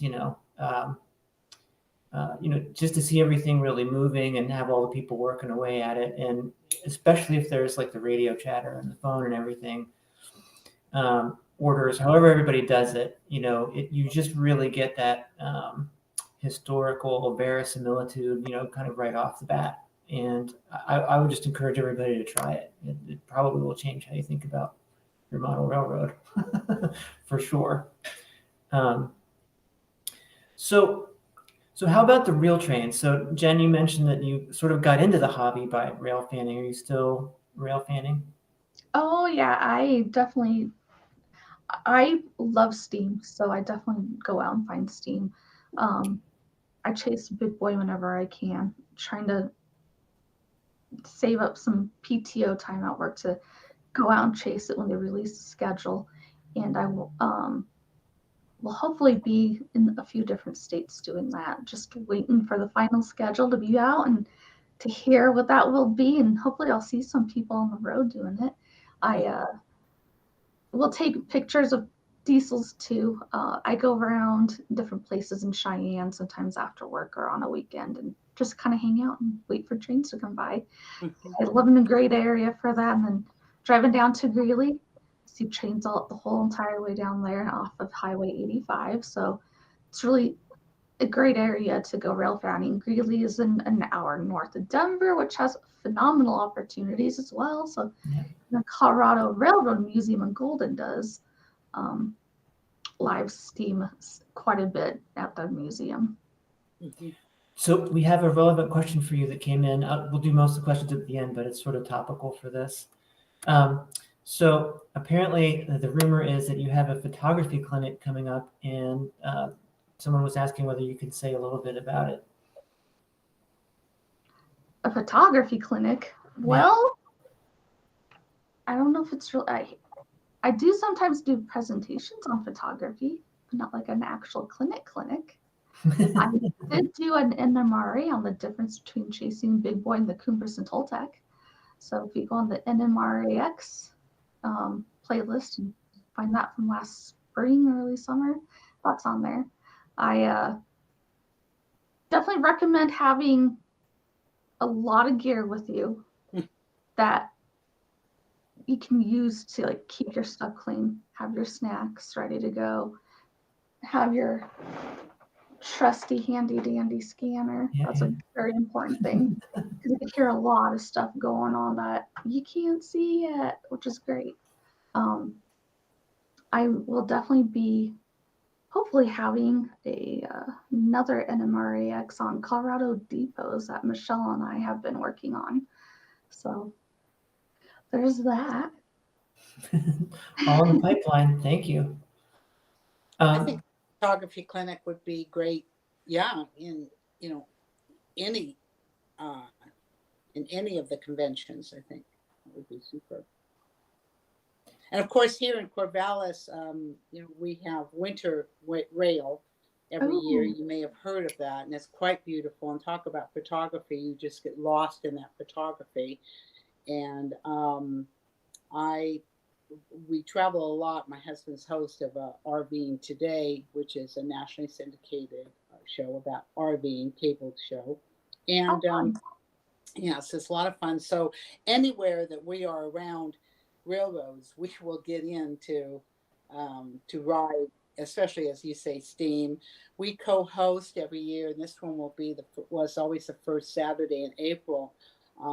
It's near Seaside, Oregon, on the coast, and Jeff and I host a one-day event called the Pacific Loggers Modeling Congress, and it is all about historical logging, railroad logging, and people can Google that and learn more about what we do, and we host that ourselves.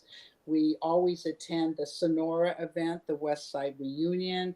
We try to get in on the Mount Rainier Scenic Railroad, the Jamestown Railroad when we visit my family in California. And so all of those railroad events we definitely support. I need to come hang out with you sometime. Oh, yeah, exactly. You're always invited. Yeah, an excuse to go to the Pacific Northwest. I mean, come Yeah. on. Right? That's great. Great. So let's talk a little bit about the NMRA. So Pam, when did you join and what's your experience been like? And Well, we join when there are Western events, and our layout has been on the tours for quite a few years. Well, a couple years that we had it more built up. It's about halfway completed now, maybe 3/4. So we've attended those events, and then we had a lot of folks come through on tour. And I joined the Women in Railroading group, so last year. Well, yeah, of course. Yeah. So Jen, talk a little bit about more. So you guys are very busy trying to like restart a division or expand a division. I mean, you mentioned you were an officer. If you could talk a little bit. Yeah. So I heard of the NMRA after hanging out at Colorado Model Railroad Museum, but I didn't really join until Michelle Kempema actually reactivated the NOCO 9 division. Since the division up here in Cheyenne is inactive, I drive down there, and there's several other people from other divisions that go to our meetings as well. So people from other divisions are more than welcome. That's just kind of how I got into NMRA. I joined it because I wanted to learn about different skills and what the standards are. And then there's that whole great social piece to it that I don't have any other activity in my life that has that kind of aspect, really. I'm like, we're learning skills or enjoying a hobby. We help each other out and meet great people from all over the world and the country. It's just been a blessing to have. And then there's the AP certificates and all that, which I have my handy dandy binder for. Mm-hmm. And that's just kind of how we got into it. And we're still trying to get more people to come to our meetings, which we have a core group of people and other people here and there join, and we're slowly getting bigger and with that. And we do hands-on clinics there to teach people more about different skills and such. So it's been extremely beneficial for me. Yeah, that's great. So can you talk a little bit, just rolling on to the achievement program, since you have your binders handy? I'm very impressed with the binders. Yes. So we started it as the Golden Spike. And when probably in the first few months of being reactivated, we started talking about it in our division. We printed out a bunch of paperwork for it. And I started writing and highlighting different things. So each section has something to do with the achievement program. So mine that I'm really working on, I have the volunteer. I'm working on the author certificate and the chief dispatcher one are my 3 main ones. I write in the Women in Model Railroading newsletter every time it comes out. I also am the editor for our local division newsletter, and I haven't had a lot of people submit much. So far it's been mainly me writing, or I've snagged a few things from Michelle, like, hey, can I use this for the newsletter? And she's like, yes. So that's kind of helped. So hopefully I'll get more people wanting to submit photos and when they have open houses to their layouts being open. And we take any kind of article or submission from people in other divisions as well. So we are on Facebook and on the interchange. Just look us up. NOCO 9 is our division. Cool. Thank you. It's great. So Pam, I'm going to share one other image. I think we should show this. We can get to this whenever we're ready.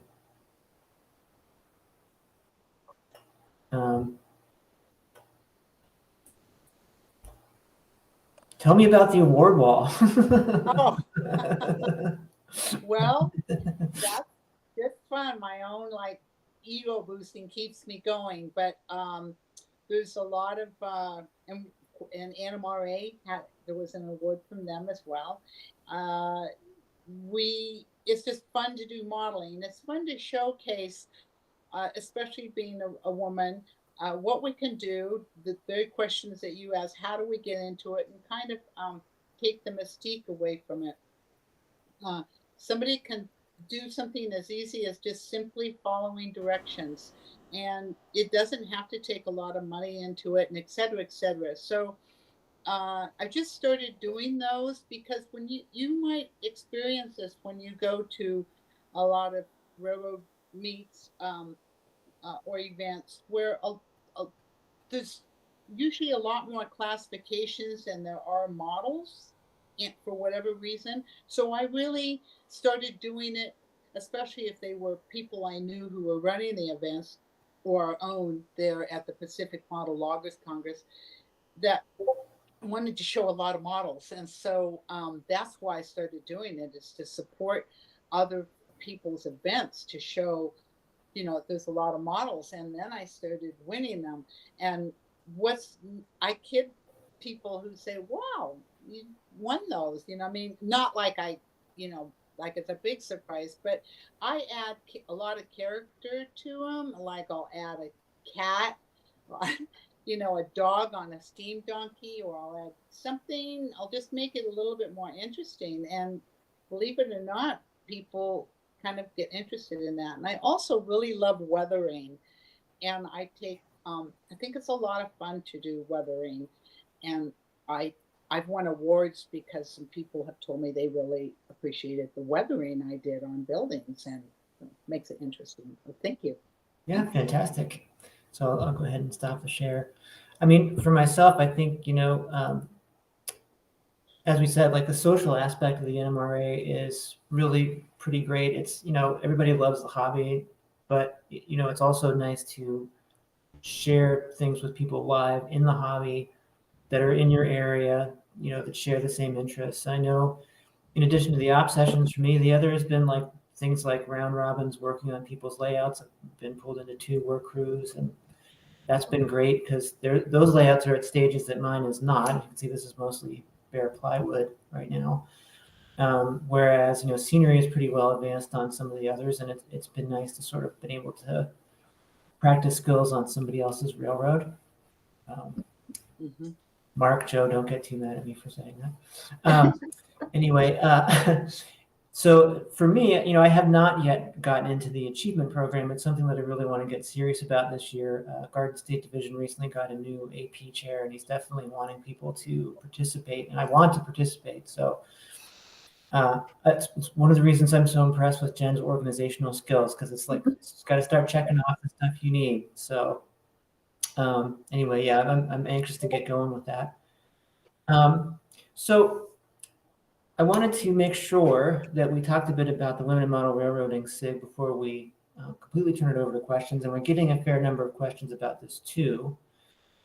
So whichever one of you would like to go first, maybe talk about your experience with the Women in Model Railroading Special Interest Group, and what your level of involvement is, and so on. I'm new to it, so I'll perhaps defer to Jennifer, but I found the group their outreach is so good. I have a city government background, and we all try to be about outreach and community outreach, and that's the first thing that struck me about the Women in Model Railroading was the outreach, and so I really appreciated that. You have to visit the layout to get that. I'm glad that you found us. Well, forgive me, I don't know the details super great, but the original person to start it going, to get Women in Model Railroading going, was Nancy Workman. She's one of the owners of Soundtracks. And then she and Michelle Kempema got together, and Michelle Kempema has the Colorado Model Railroad, who could be the one who kind of, I guess, sponsors Women in Model Railroading SIG. So they got together to start it officially. And with a couple other gals, Sydney Abaticola and was it Christina?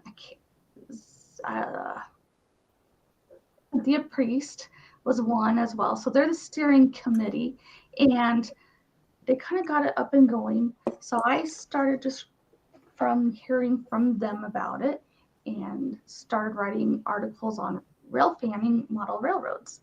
So that's how I contribute to our newsletter.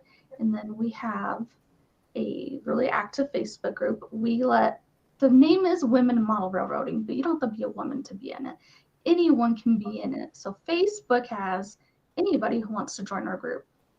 But the only people who get our newsletter and our Zoom invites, because we do a monthly Zoom meeting on a Friday night, second Friday of the month, you have to be an NMRA member and sign up for the SIG. So that's the part some people are kind of struggling finding out how to figure out to sign up for the SIG. So I think we need to have a little more about that going, but we're getting there. So if any of you are on Facebook and you see people trying to figure out how to get our newsletter and the Zoom invites, direct them towards signing up for the SIG on the NMRA website. And we have just a great time when we do our Zoom meetings. We are very supportive in all the comment sections on people's posts. I know I've asked questions in the group. Other people have asked questions. Everyone has been so supportive and helpful in giving advice and just having a really good time. And people will even check in on each other like, hey, I haven't heard from you in a while. Are you doing okay? Stuff like that. So we're just a really nice big group of friends. And some of us have never met in person. Some have, and it's been really fun to slowly get to know everybody, whether it's in person or through our Zoom calls. And this is a very male-dominated hobby, and the majority of the men have been fabulous at helping us learn and guide us through certain things. There's only been a few little negative fancy types, but most have been pretty good. Yeah, I would say overall that's been my experience too. I mean, I started going to some of the first really railroad-based organization I belonged to was the Pennsylvania Railroad Technical and Historical Society, and everybody was just as welcoming there, so I figured there was sort of nothing to fear about the NMRA. Yeah, I mean, essentially the Women in Model Railroading SIG, I think it's important to note that you do not need to be an NMRA member to be SIG. And right now there's also no fee. It's essentially an email list and a sort of organization really about connecting women in model railroading, people who want to support women in model railroading. As far as where it goes in the future, I think this is something that's really open to discussion right now. I think slowly, there have been things like there's been a special interest group table at Amherst. There's been some other tables at the National NMRA Convention. And, little by little, I think some of the more visibility events in the real world are starting to get formalized. But yeah, I know the Zoom chat, I frequently can't make it, but when I can, it's always really, really good. And, one of the great things about it is like right off the bat, you discover that, we've had women that have been NMRA members for close to 50 years who are master model railroaders who are, in the production side of the model railroading hobby and have achieved quite a bit and have been sort of flying under the radar, so it's nice to have some visibility there, I guess I should say. We've had some people join the NMRA, I think, just because of the SIG. And Michelle Kempham was talking about how a lot of women do sewing, crocheting, and paper crafting and such. A lot of that can easily be turned into the modeling world as well. Yeah. And I think if people have a wife who's really into crafting, maybe they could come help them out with some other scenery and painting stuff and see if that kind of helps them get into it a little. Yeah, there's also people who like to do research. And I myself, especially in this railroad, with our railroad, which is 1927, to just find out how much the archivists at the state of California, they have state archivists who have tons of information about the Sugar Pine Railroad, for example. And then even in Eugene at the University of Oregon Library, there are reference materials. You have to wear white gloves when you're in there. But the sugar, there's funny that we live here, but there's a lot of sugar pine materials that were bequeathed by Hank Johnston to the U of O library, and to go over there and be able to review and plans and take measurements and look at actual work orders and things like that. That's a piece of the hobby that is very interesting, and people may also find interest in that in your. Yeah, it's definitely fascinating. I mean, I know way more about where I grew up in the steel industry because I've been researching a model railroad than any other experience that I've had. So I want to make sure we cover some of the viewer questions before we move on. So let's see here. Just a couple for us. So question for Pam: how do you keep things organized, especially with two of you working in the same space? Well, actually, it's pretty simple. Interestingly enough, we start out, if we're working on a project, we just start out with a clean area. So that area there, we've been moving some things around. Only one of us will paint at a time. So that's pretty simple. We tell each other what we want to paint and when. And so we know we're not both trying to jam in there and paint. Then some of the things, if I'm in there working, Jeff will always have something to do in the layout area, laying track or doing something like that. So it really isn't as if we're even bumping elbows when you're really getting into it. Plus, when I'm doing something in particular or trying to match a color, I really appreciate saying, Jeff, where's that paint chip again that I have to match this to, or what, because he'll know right off. and so it hasn't been a problem. Thank you. Great. So this one was for me, and then these are the last. There's only a couple of ones directed individually. I'm handling the track. Yes, I am. And am I using fast tracks jigs for switches? Yes, I am. Yeah, they're really pretty invaluable. So I was really glad to discover those and pick up the equipment, because it really takes a lot of fear out of handling track. Sooner or later, I'm going to run into something that there's not a jig for, but I haven't yet. So it's been a real help. And it eventually, you build a couple with the jigs, then building something from a paper template just later, it doesn't become quite so scary, because you know how the parts go together. But definitely starting with the jigs, I found that to be very useful. All right, so to more kind of serious stuff about the NMRA and about women's involvement in general. Here's a question. We were kind of maybe touching on this a little bit or dancing around it. Do you think women are more willing to create scenes that men might overlook? For instance, my wife said she would be willing to get involved if she could stage a civil protest scene. So I don't know what, hopefully that's a votes for women circa 1920 civil protest, but. Oh, like a civil protest? Well, that's the question. Is a civil protest scene? I'm just reading into it. It might be for the women's right to vote, depending on what area. Yeah, I'm involved in the League of Women Voters in Lane County, and most certainly that's in fact what kind of led me to doing that T-shirt in a way. But I don't think I hope your household wouldn't be so strict with the prototype railroad that you couldn't put in something of your own that is your own interest on the layout. I've always seen everybody be very flexible. So my Berrien Vista town is a town that sure, it's logging railroad, but it's built around the stations that I remember as a child because we traveled so much. And it just gives me joy to walk into the railroad room and see that town, because that's what I grew up with all the time. Yeah. So go for it.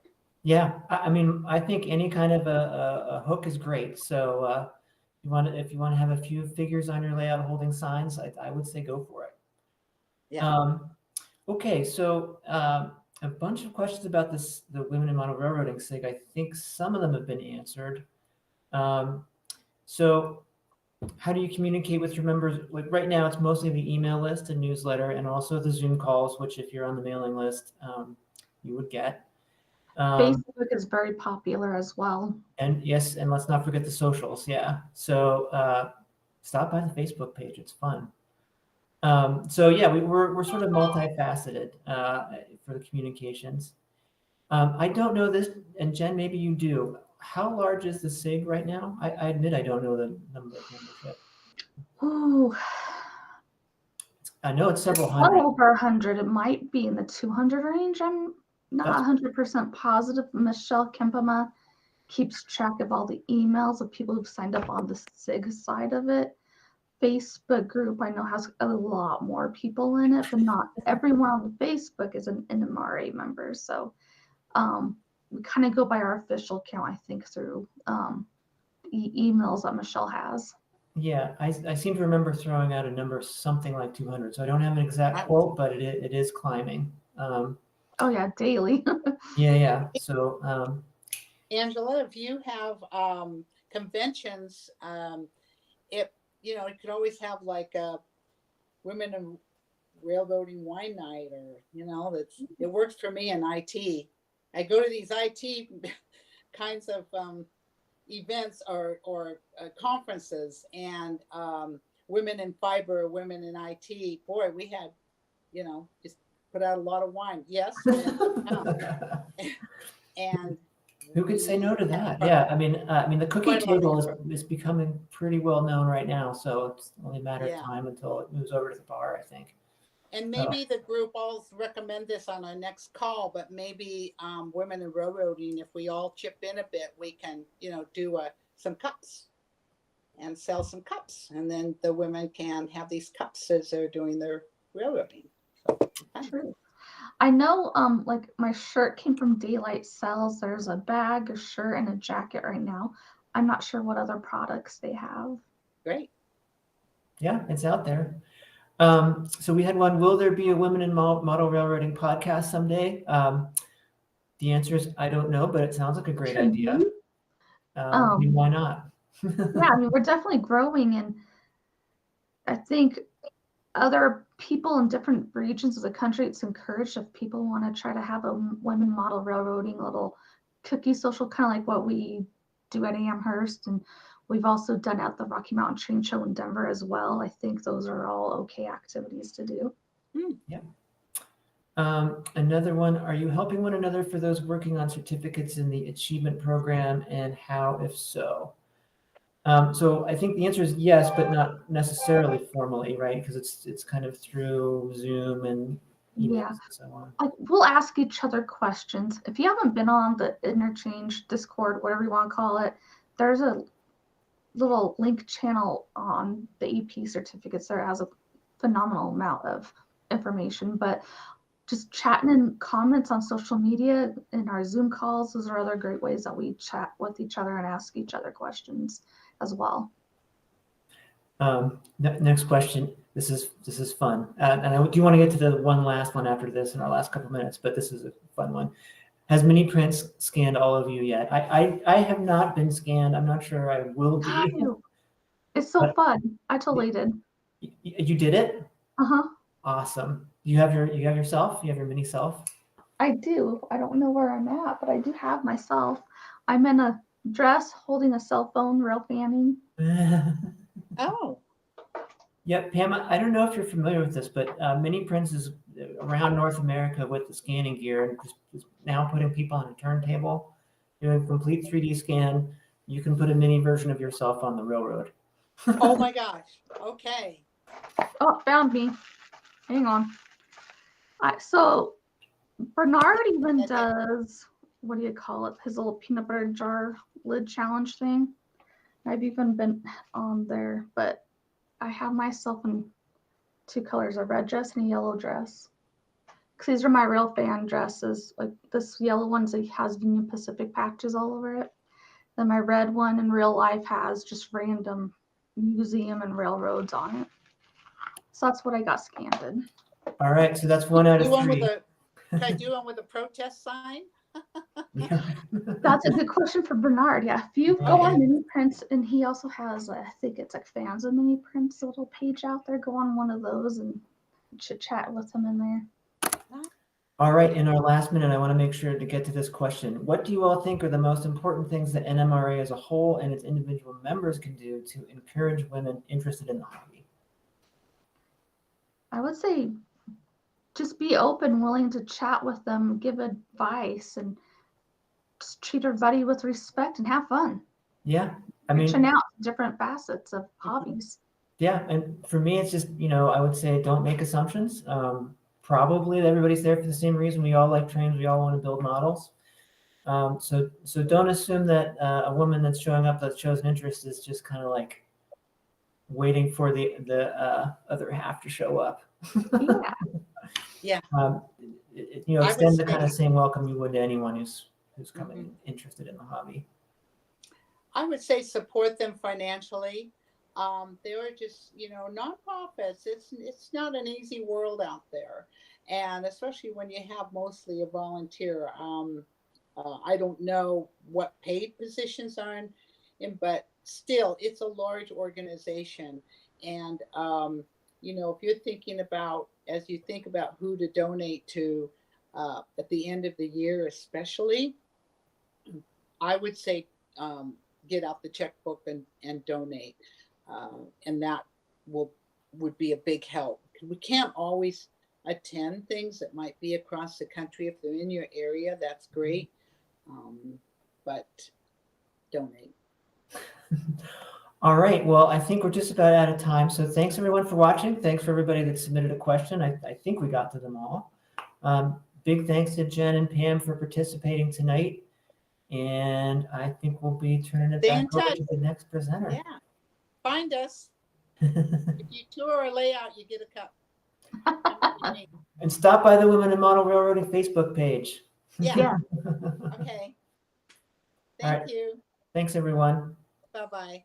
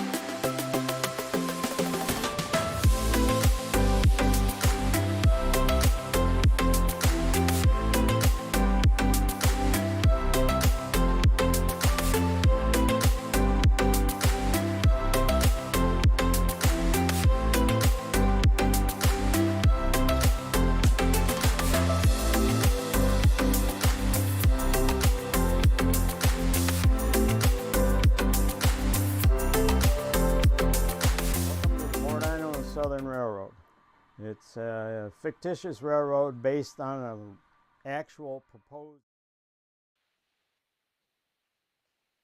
Well, thank you, Angela, Pam, and Jen, for that very insightful conversation. And thanks for all the great questions and the engagement in the chat. A good reminder for us all to make sure we're advocates for all women in the hobby and welcoming of everybody. Just a reminder, register to win one of 4 $50 gift certificates from our friends at Mini Prints and Interaction Hobbies. The drawing will be tomorrow evening at 8:45 p.m. You can find the instructions on how to register in the show notes. Next up, we have a layout tour. Martin Collard from the Central New York Division will give us a tour of his Bordino and Southern Railroad.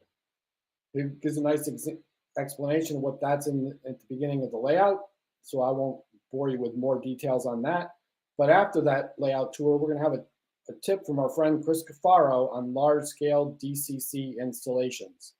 Speed, let's roll the video. Welcome to the Bordino Southern Railroad.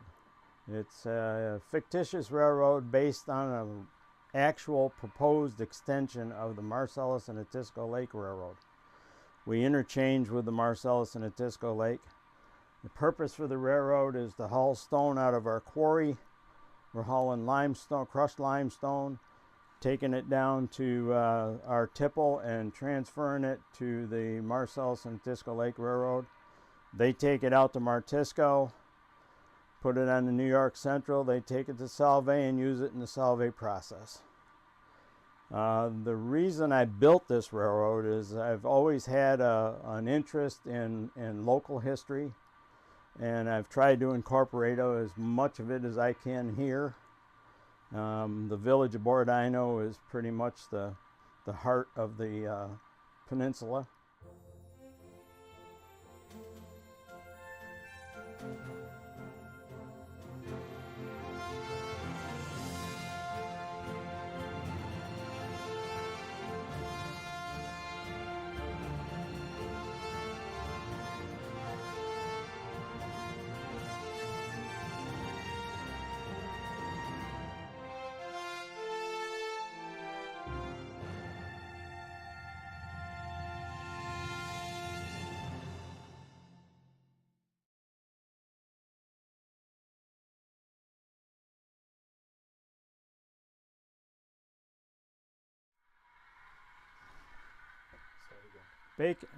Now we're bringing the train into Bacon Hill, and Bacon Hill is, in real life, it's about 8 miles from what I call Bordino Landing.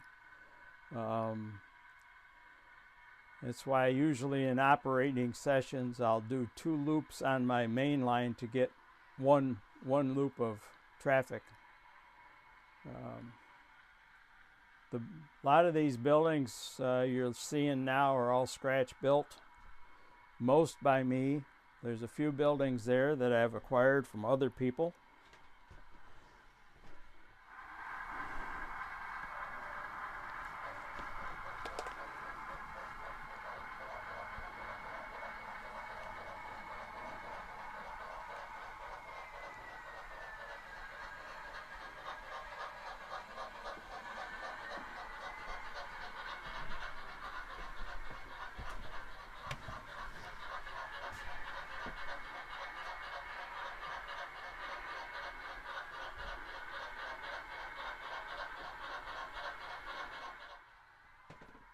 Bringing the train around by Delaire's Farm. It was modeled after a farm we used to visit up in Canada, up in Ontario. We had a lot of good years up there. I started going up there when I was 6 years old.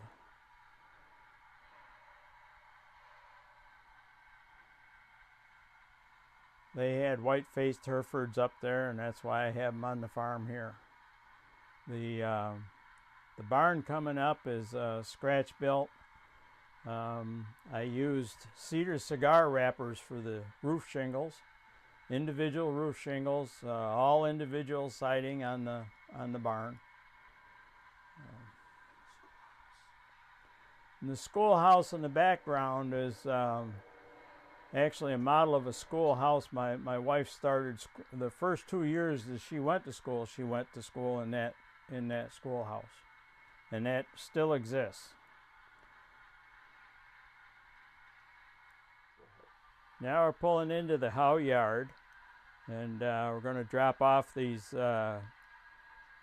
hoppers full of limestone, and the local engine will take it up to the tipple.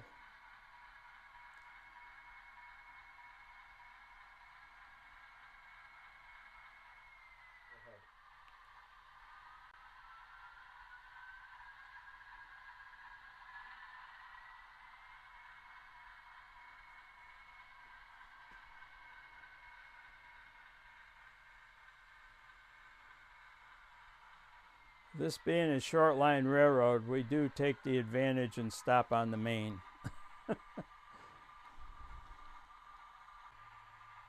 Now we're going to bring locomotive 144 out of the, or 1944, out of the tipple. We'll bring that load of empties down, and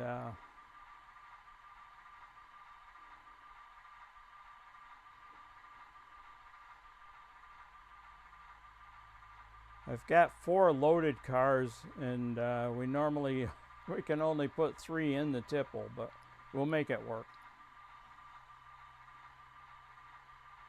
Now we'll uncouple these empties. Now we'll pull our little Plymouth locomotive ahead and hook onto our loads.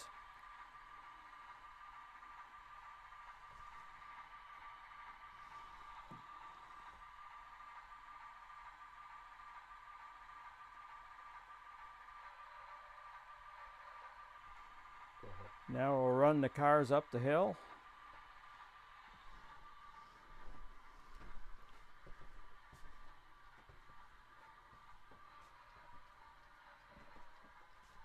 I always like to be over here so I can see where they're going.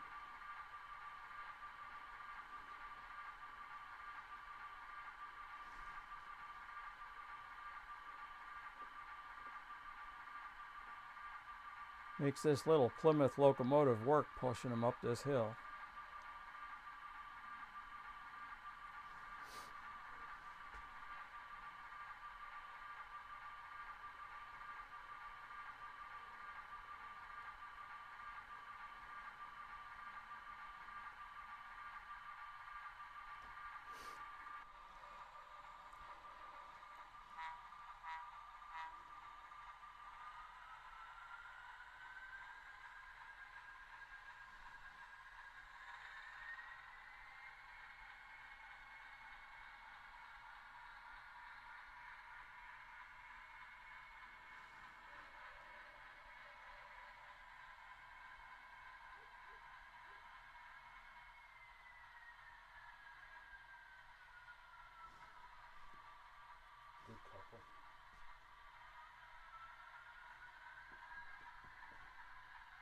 Now we'll take them back over to the quarry.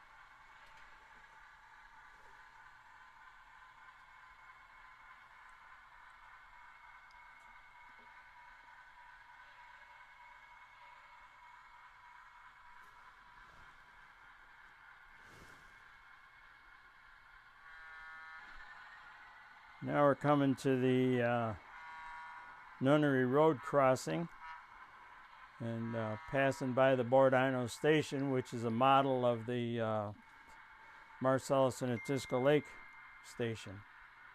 So we come down through the firehouse is a scratch-built building. The bridge with the other Bordino Southern locomotive sitting on it is that was built by Don Clerk of the Hartford Workshop, and it was built from plans that Jack Work did in the Calmback Bridge book.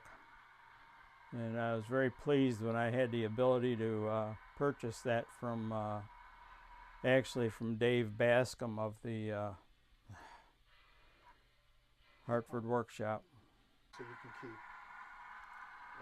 Now we're bringing our empty hoppers back from the Howe yard. We're bringing it back into the quarry area. We'll drop them off and run around and push them back into the quarry.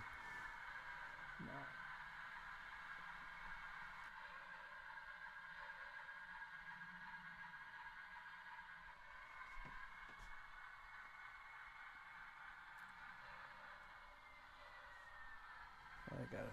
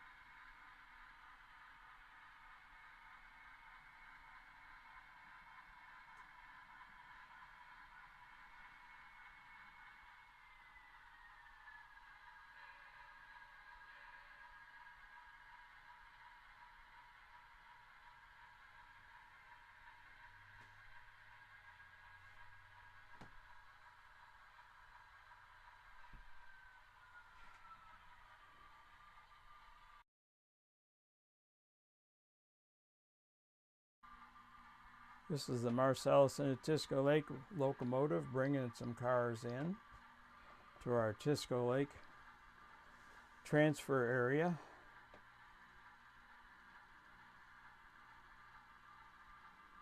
These are some empty hoppers for the tipple to take out those loads. They'll swap those out.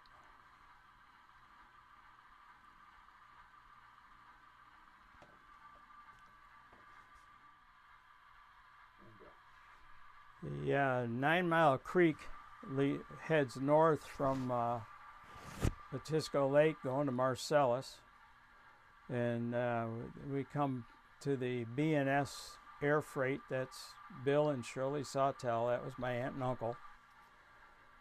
He had a water plane or a float plane, and so I built that model. The buildings in the background, the first one, the furniture company, is scratch built. Then is Bar Mills, and then the Olmsted Mercantile is actually a fine scale kit. And the barber shop is scratch built. And then the tea room is actually a Salinas Tavern from Bar Mills. The Fontany, the boat with the people on the roof, that's actually was a boat that ran on Atisco Lake for many years. It was part of the navigation company from the railroad. The farm backdrop was a scrapbooking sticker that I got at AC Moore years ago, and I applied it to a piece of foam core board, and I actually added some pieces of super tree material for the foliage and the trees, and I used some N-scale vehicles in the farm field to help get my forced perspective I was looking for. The Texaco gas station came from Lou Sassy's layout. It was at Collett Crossing, I believe he called it, on his Hoosick Valley. It was a fine scale miniature kit, part of the Roadside Delights. And when Lou tore down his layout, I had my store, Bordino Scale Line, and he had me help liquidate his collection.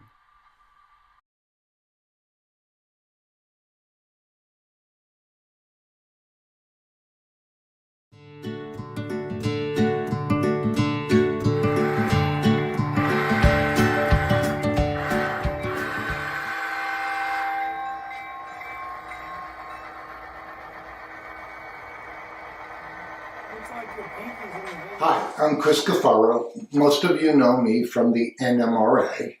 However, I've also been the large-scale DCC technician for Tony's Train Exchange in Essex Junction, Vermont. I want to share with you a few tips on large-scale DCC installations. The first tip is about speakers. When you go to the Tony's website, you're going to find a massive number of speakers. There are two speakers I recommend when people call me up and say, what do I use?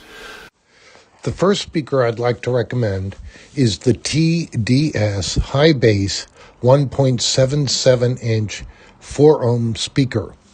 Being 4 ohms, you're going to need two of these wired in series to create an 8 ohm load on the decoder. Most decoders work best with an 8 ohm speaker. However, you don't always have room for two speakers. So what we did at Tony's was we sourced out this 2-inch full dynamic range speaker, low profile, 8 ohms, so you only need a single speaker. And the full dynamic range means that it can reproduce sounds between 100 hertz up to 20,000 hertz. So if your DCC decoder can produce the sounds in that range, this one speaker is the absolute bomb. One final word on speakers. A speaker by itself is not going to sound very good unless it has an enclosure that is giving pressure against the back of the speaker and forcing the sound forward. If the sound comes off the back of the speaker and around to the front, it degrades the quality of the sound. This is a pill bottle, a medicine bottle I cut down, and I glued a 2-inch speaker into it. It's not real pretty, but the sound is excellent. These days I've discovered that the caps on the Pepsid AC antacid bottles, you take the cap off, you remove the inner cap, and this little shape is fantastic for a 50 millimeter or a 2-inch speaker. Don't be fooled. This is the speaker in the fuel tank of an O-scale diesel, and the manufacturer put it in here, wired it in, screwed it in place, whatever. But there's really no enclosure. Even though it's going to press against the metal of the floor that it screws into, that's not good enough. You really want to seal this with a solid enclosure to keep the sound from infiltrating forward to the other side. Tony's Train Exchange doesn't do smoke generators anymore. And as the large-scale technician, I get asked about it a lot. There's only 1 or 2 smoke generators I recommend. This one in my hand is made by MTH. Lionel makes a very good one too.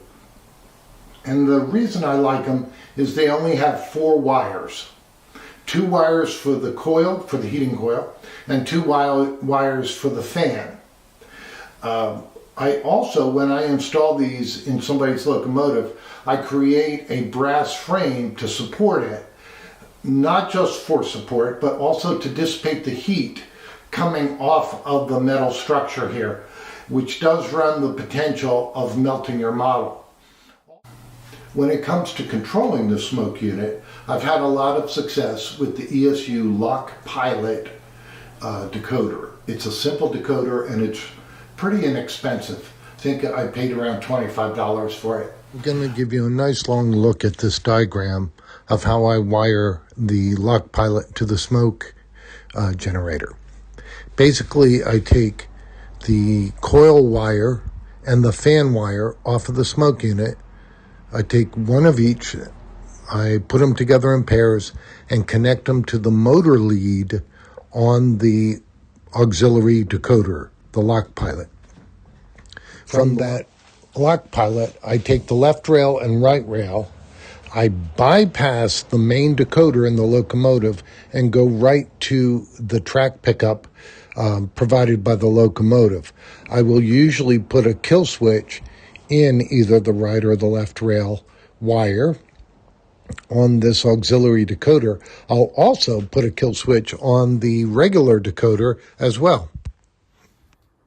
The reason that I put kill switches on both the auxiliary decoder and the primary decoder is because sometimes you have to program one or the other.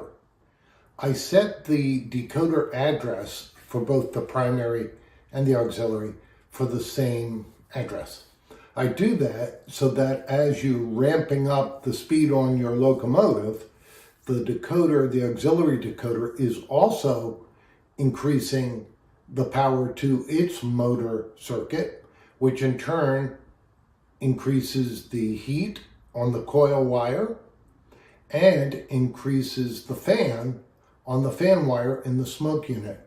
This works really well with diesels. Real quick, this is a Lionel smoke unit connected to a Lock Pilot. As you throttle up, the smoke increases. You throttle down, it decreases. In this particular case, I kind of did some plumbing to go to 2 exhaust vents on an F unit.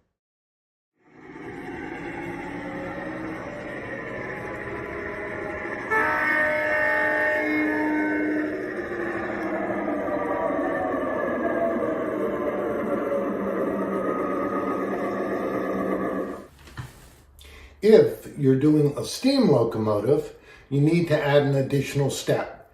you need to cut the fan wire in with a switch. You'll put magnets on one of your drivers and then use either a reed switch or a hall sensor switch so that the smoke, the fan puffs the smoke in time with the wheel movement. That is all the time I have at the moment for tips and tricks for NERx 2024. Thanks for checking in.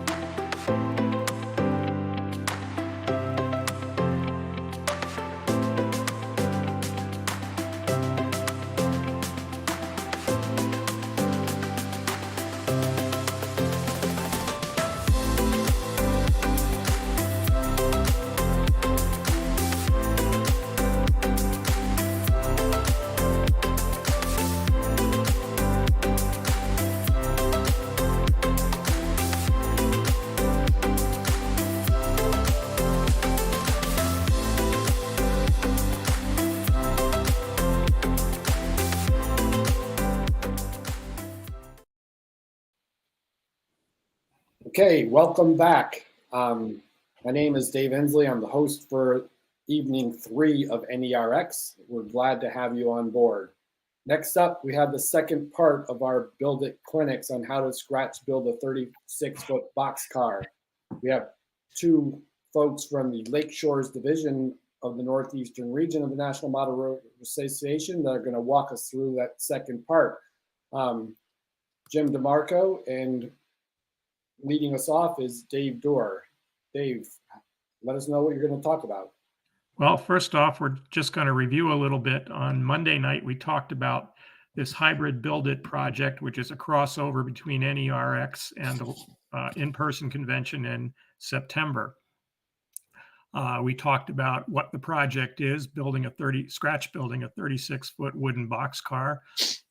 We talked about the tools, the bare necessities of tools that might be needed to do that if you've never done scratch building before, which, by the way, this project is aimed at newcomers. And we talked about a materials packet that you can order from the Lake Shores division. It contains all the wood that's needed to build one car with a few goofs, and if you don't have any goofs, maybe enough to build a second car. And that is available for $30 if you email superintendent at lakeshoresnmra.org. We'll give you the further instructions on ordering. There are 30 materials packets available. Can't call them kits. Tonight's program is the steps taken, first 2 steps in building this wooden boxcar. And we hope you get an idea of what the scratch building project is all about. So Speed, go ahead and run it. Good evening, and welcome back to the NERx Lake Shores 24 Build It Hybrid. The previous presentation, given on Monday evening, was an overview of the project describing the model to be scratch built, the tools needed, and the materials required. This presentation describes the first 2 steps of construction.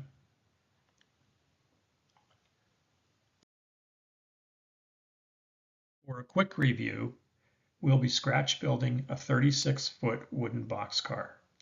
It's a project designed primarily for those who have little or no experience with scratch building, but even experienced modelers may learn a trick or 2.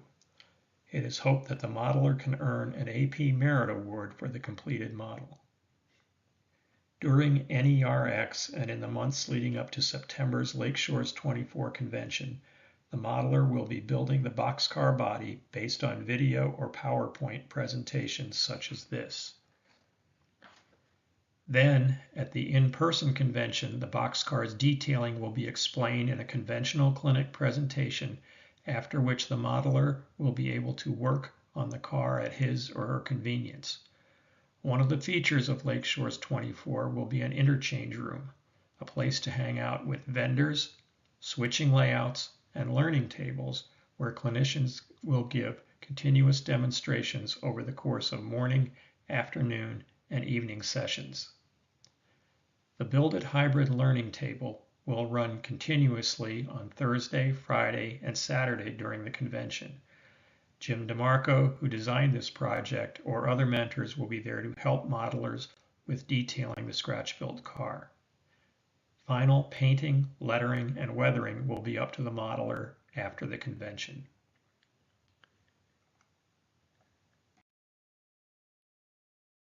Here is the boxcar body that modelers will build in the months prior to the September in-person convention.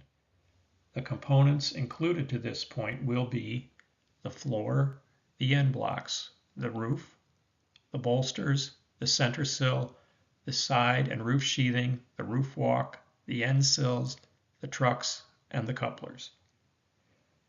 Convention detailing will include the doors, grab irons, ladders, cut bars, and brake rigging and pipes.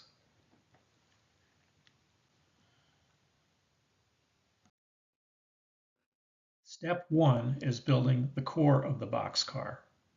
It includes cutting wood stock for the floor, end blocks, and roof, then assembling those pieces and making sure all corners are square. As you will see, Keeping things square is critical for successful operation of the car on a layout. Next, we'll discuss the materials needed to construct the core.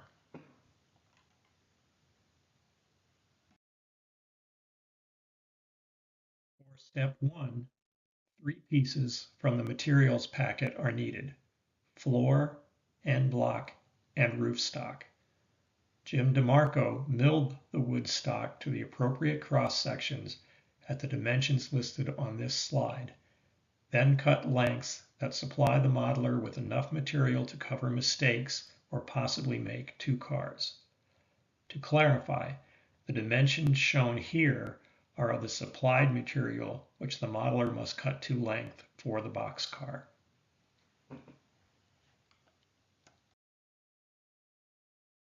Here's the measurements for each of the 4 pieces needed to construct the core. But before making any measurements or cuts, make sure that the ends of the stock pieces are square with the lengths. True up if needed with a sanding block and square, or a true sander. Measuring the lengths can be done in a couple of ways. If measuring in scale feet, use a model railroad reference rule or scale rule as shown in the top left and measure from one end of the wood stock. Make a mark. A gauging square can also be used if measuring in inches. As shown in the bottom left image, set the ruled beam to the designated length, place the fixed beam against the end of the stock and make a mark. In both cases, use a square to draw the cut line across the stock.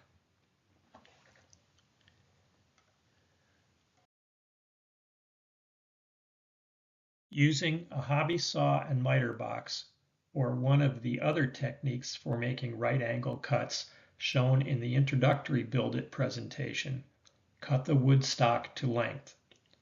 Cut slightly over size and true the length and square the cut, again using one of the sanding techniques described in the introductory presentation. In this case, a Northwest Shortline True Sander is getting the job done.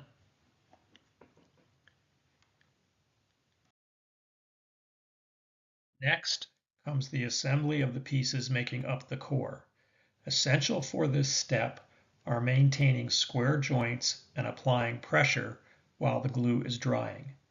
Shown here are 1, 2, 3 steel blocks which, to review, are within 1/10,000th of an inch of being perfectly square and have enough heft to hold the glue joint tightly together. Several ways of clamping are shown in this slide, including the combination of 1, 2, 3 blocks with quick clamps to hold all parts of the core together at once. Note how the direction of the clamps are opposed. This balances the core structure and keeps it from tipping, as could happen if both clamps extended to the same side. Tight bond premium wood glue applied with a toothpick was used for the demonstration model in this presentation, but other brands could be used. The glue joints were allowed to dry overnight before moving on to sanding or other manipulation.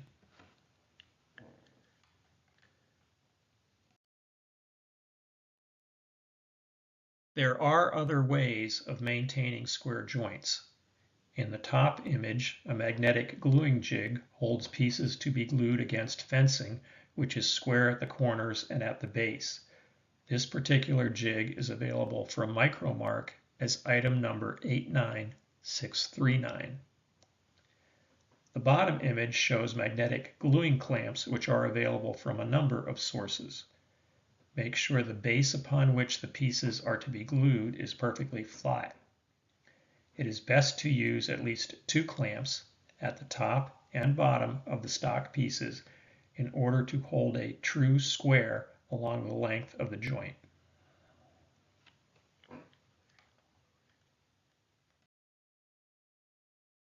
Lastly, one could borrow from a child's or grandchild's Lego box. Lego corners are perfectly square. Quick clamps can hold the wood stock in position. Tight clamping will provide sufficient pressure on the glue joint. Be careful to keep the glue from seeping out onto the Legos.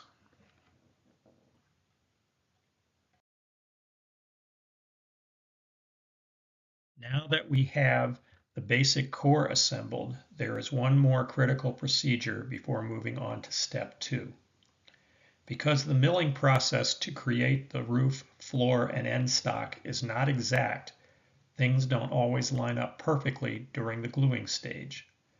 Correct any errors here with a trip back to the Northwest Short Line True Sander or sanding block. With the True Sander, a fairly coarse 60 grit piece of sandpaper was attached to the block. It made fairly short work of the squaring up process. Remember to check your work with a square at frequent intervals, and be careful, don't overdo it. You don't want to alter the major dimensions of the car. Also, don't worry about scarring the wood with the coarse sandpaper at this point. All of the surfaces will be covered in subsequent steps of construction. Without a True Sander or other similar tool, use a sanding block with less abrasive sandpaper, go slower, and check more frequently with your square.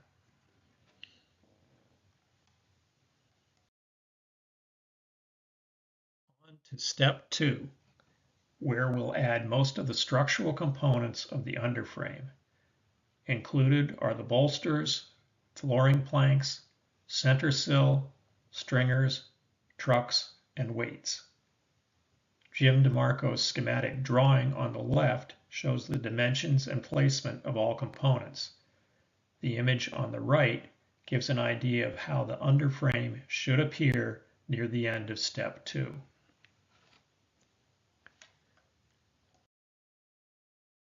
In order to complete step 2, you'll need to have the completed squared up core from step 1 and stock or strip wood from the materials packet that are listed above. Again, the dimensions shown are of the supplied material which the modeler must cut to length. There are 2 different ways to make bolsters. Those made from roof stock will be used with the demonstration model.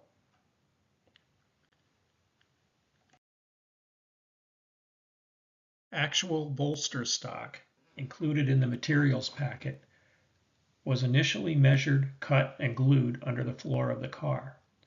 Unfortunately, it seemed that the ride height of the car was way too high, so they were removed and bolsters made from roof stock were substituted.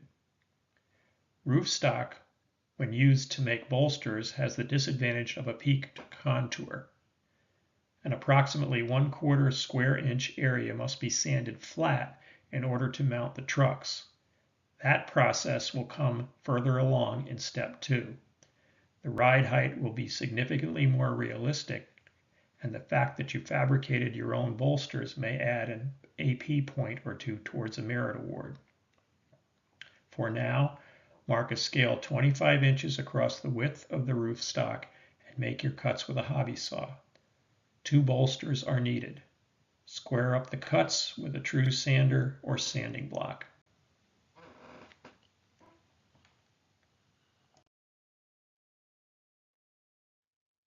To position the bolster, measure a scale 4 feet 2 inches or an actual 9/16 inch from the end of the car onto the underframe. Using a square, draw a line at right angles across the underframe. Then with a toothpick, spread some glue for about 1/4 inch along that line on the side toward the center of the car. Place the front edge of the bolster along the line, check that it's square, and clamp overnight for a good solid glue joint. Again, Tight Bond premium wood glue was used for all joints in step 2.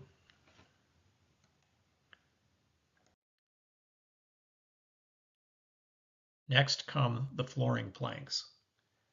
There are 6 pieces of 0.010 inch by 0.091 inch strip wood in the materials packet. Those are scale 1 inch by 8 inch boards that will be cut to scale 8 foot 10 inch or actual 1 7/32 inch lengths. 42 are needed, so the best ways to cut multiple pieces of the same size are to use a Northwest short-line chopper or a homemade jig as shown in the introductory presentation. To aid in positioning the floor planks, use a square and mark a line across the floor at the center of the car. Spread some glue with a toothpick for 1/2 to 3/4 of an inch on one side of the line. Starting at the center line, lay 2 to 4 planks into the glue and check that they are at right angles to the side of the frame. Continuing adding glue and 2 to 4 planks at a time until you get to the bolster. You'll probably have to narrow down the last plank before the bolster. Go back to the center line and work in the other direction towards the bolster. For the end sections, start by laying down some glue and positioning the first plank even with the end of the car. Once the first piece is placed, add the rest of the planks working toward the bolster. Again, the last plank will have an odd width that will be hidden at the bolster.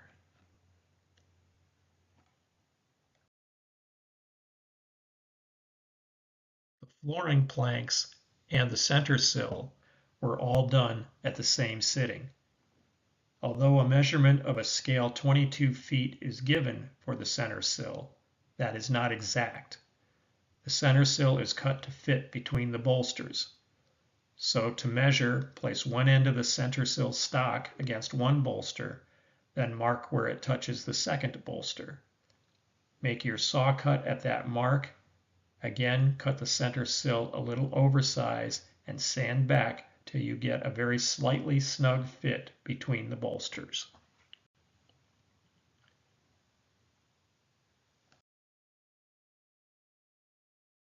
Add some glue to the bottom of the center sill. Place it along the center line and clamp. Let it sit overnight. Since the floor planks and center sill were all glued at roughly the same time, clamping in this way puts pressure on the glue bond for both components.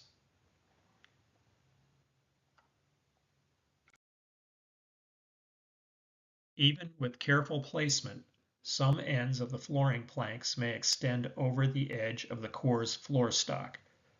Those ragged ends will interfere with placement of the siding in step 3 and also with the process of flattening the peaks of the roof stock bolsters, which is the next step in this presentation. Using a sanding stick or sanding block, the ends of the planks should be filed flush with the sides of the floor stock. Holding the sanding tool parallel to the side of the car works well as long as you're careful not to sand any other surfaces. You can be assured that won't happen if the sanding stick is held at a slight angle and just the edges of the flooring plank are trimmed.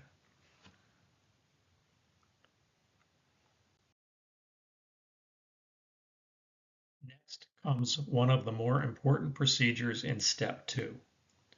To emphasize, we are using roof stock to make the bolsters. Those roof stock bolsters are peaked in the center where the truck will be fastened. The peaks need to be flattened, and the flattened surface must be parallel to the floor of the car and square to the sides. If squaring up the core assembly at the end of step 1 was done accurately, truing up the bolsters should go very easily. Using a Northwest short-line true sander or a homemade substitute like that shown in the introductory presentation, place the car on its side with one end against the fence and the bolsters toward the sanding block.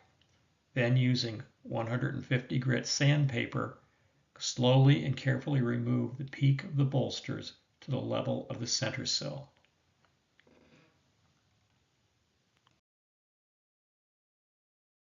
Check and double check several times during the process that the flat surface of the bolster is square to the sides of the car and that the body sits perfectly upright on a flat surface. This sanding procedure could be done with just a sanding block. Just go slower and check progress more often with a square.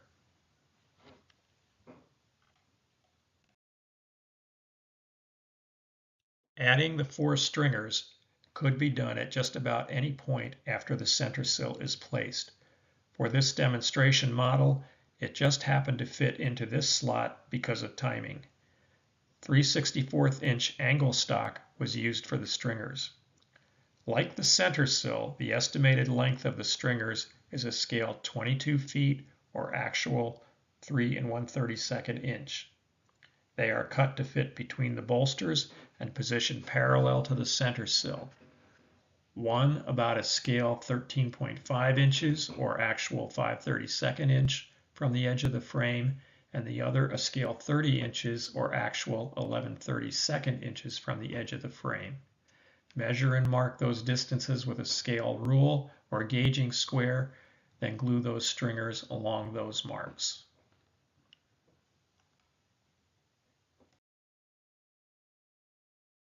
Another critical point in step 2 is mounting the trucks to the bolsters and body of the car. Mark the center point on the flattened portion of the bolster. That center point can be located by drawing diagonal lines from the corners of the flattened portion. The center point will be where the lines cross. As was done here, a gauging square was set at roughly half the width of the car frame. That's about 5/8 of an inch. Then the fixed beam of the gauging square was set against one side of the frame next to the bolster with the ruled beam on the flattened surface. Mark a line. Do the same on the other side. The center point can be eyeballed between the 2 lines. Mark with a pencil and use a push pin to make a starter point.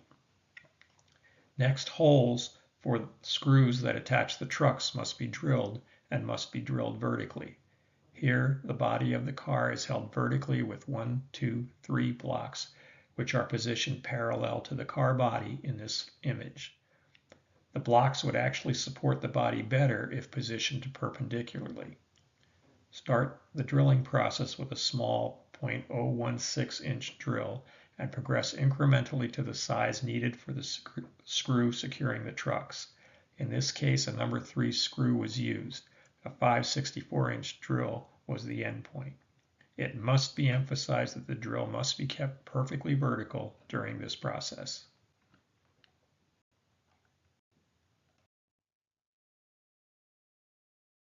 Next, the trucks were attached. These trucks were from a Walthers Proto GATX tank car that hit the concrete. A number 3 screw was used to mount it. At minimum, the modeler needs a 3/8 inch long screw. In this case, a number 3 by 3/4 inch screw was used just because it was on hand. Once the truck was fastened, the car was again checked to make sure there was no tipping of the body. The car was also run through some yard ladders and crossovers to make sure it tracked well. It's best to correct any problems as early as possible. Better yet is to prevent problems with careful construction.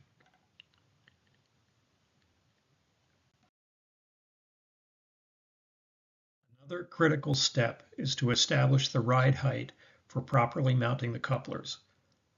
With the trucks as mounted in the previous step, the car body was just a hair low when using the KD coupler height gauge.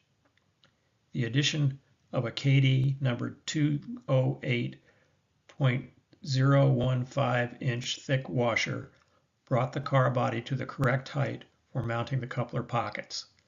The couplers will be mounted further on in the construction process after the siding of the car is added.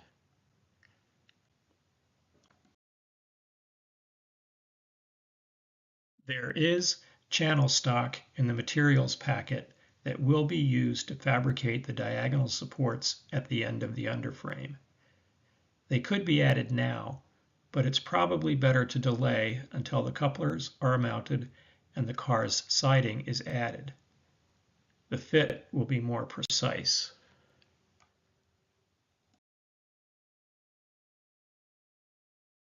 Before the interior of the car is enclosed with the siding, it's time to add some weights. The NMRA recommended weight for a car of this length is 3.5 ounces. The core, underframe, and trucks alone are 1.4 ounces. Figuring that the remaining construction will contribute another 1 ounce or so, then 1 ounce of added weight is needed. In this demonstration, stick-on weights were used. Additional adhesives like Walther's Goo or Beacon Quick Grip will help keep the weights from ever coming loose. Other things that could be used as weights include nuts, metal sheets, even coins.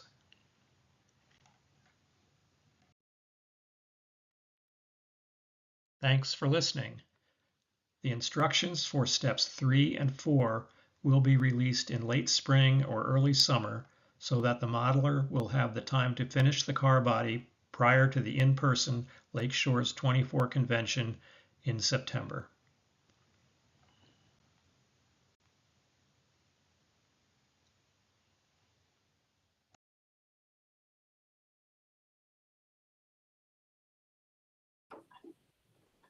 Welcome back.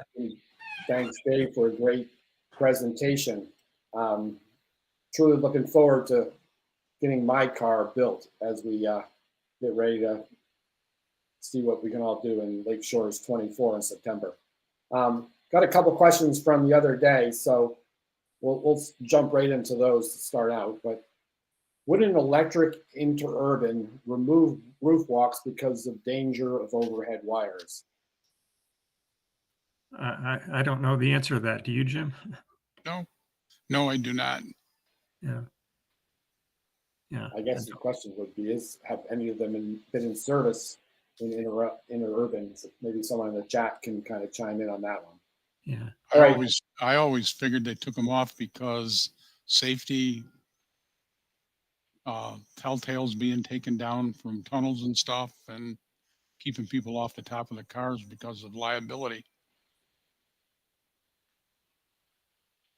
All right. The next question I had is: what type of wood is used for the kit construction? Some of it's made out of pine. Some of it's made out of basswood. And is there anything you need to do as far as sealing it for sanding? Normally what I do when I build them is I don't do anything except build it with the raw stock. And then after the stock is all glued together, I usually spray the inside and spray the outside with some kind of a paint to seal it.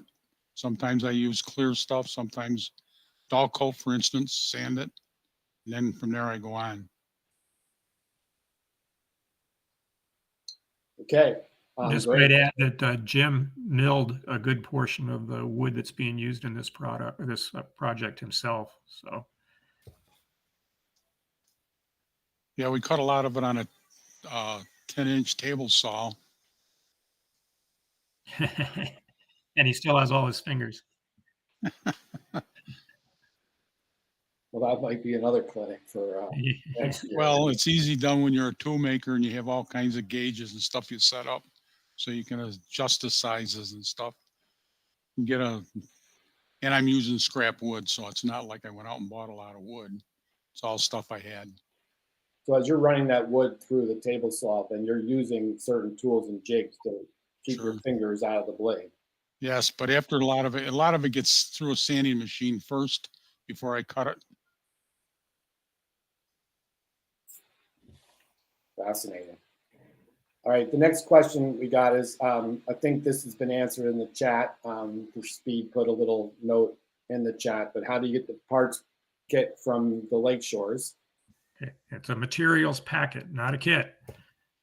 Remember, the AP guys will get on us for that. The materials packet can be ordered from superintendent at lakeshoresnmra.org.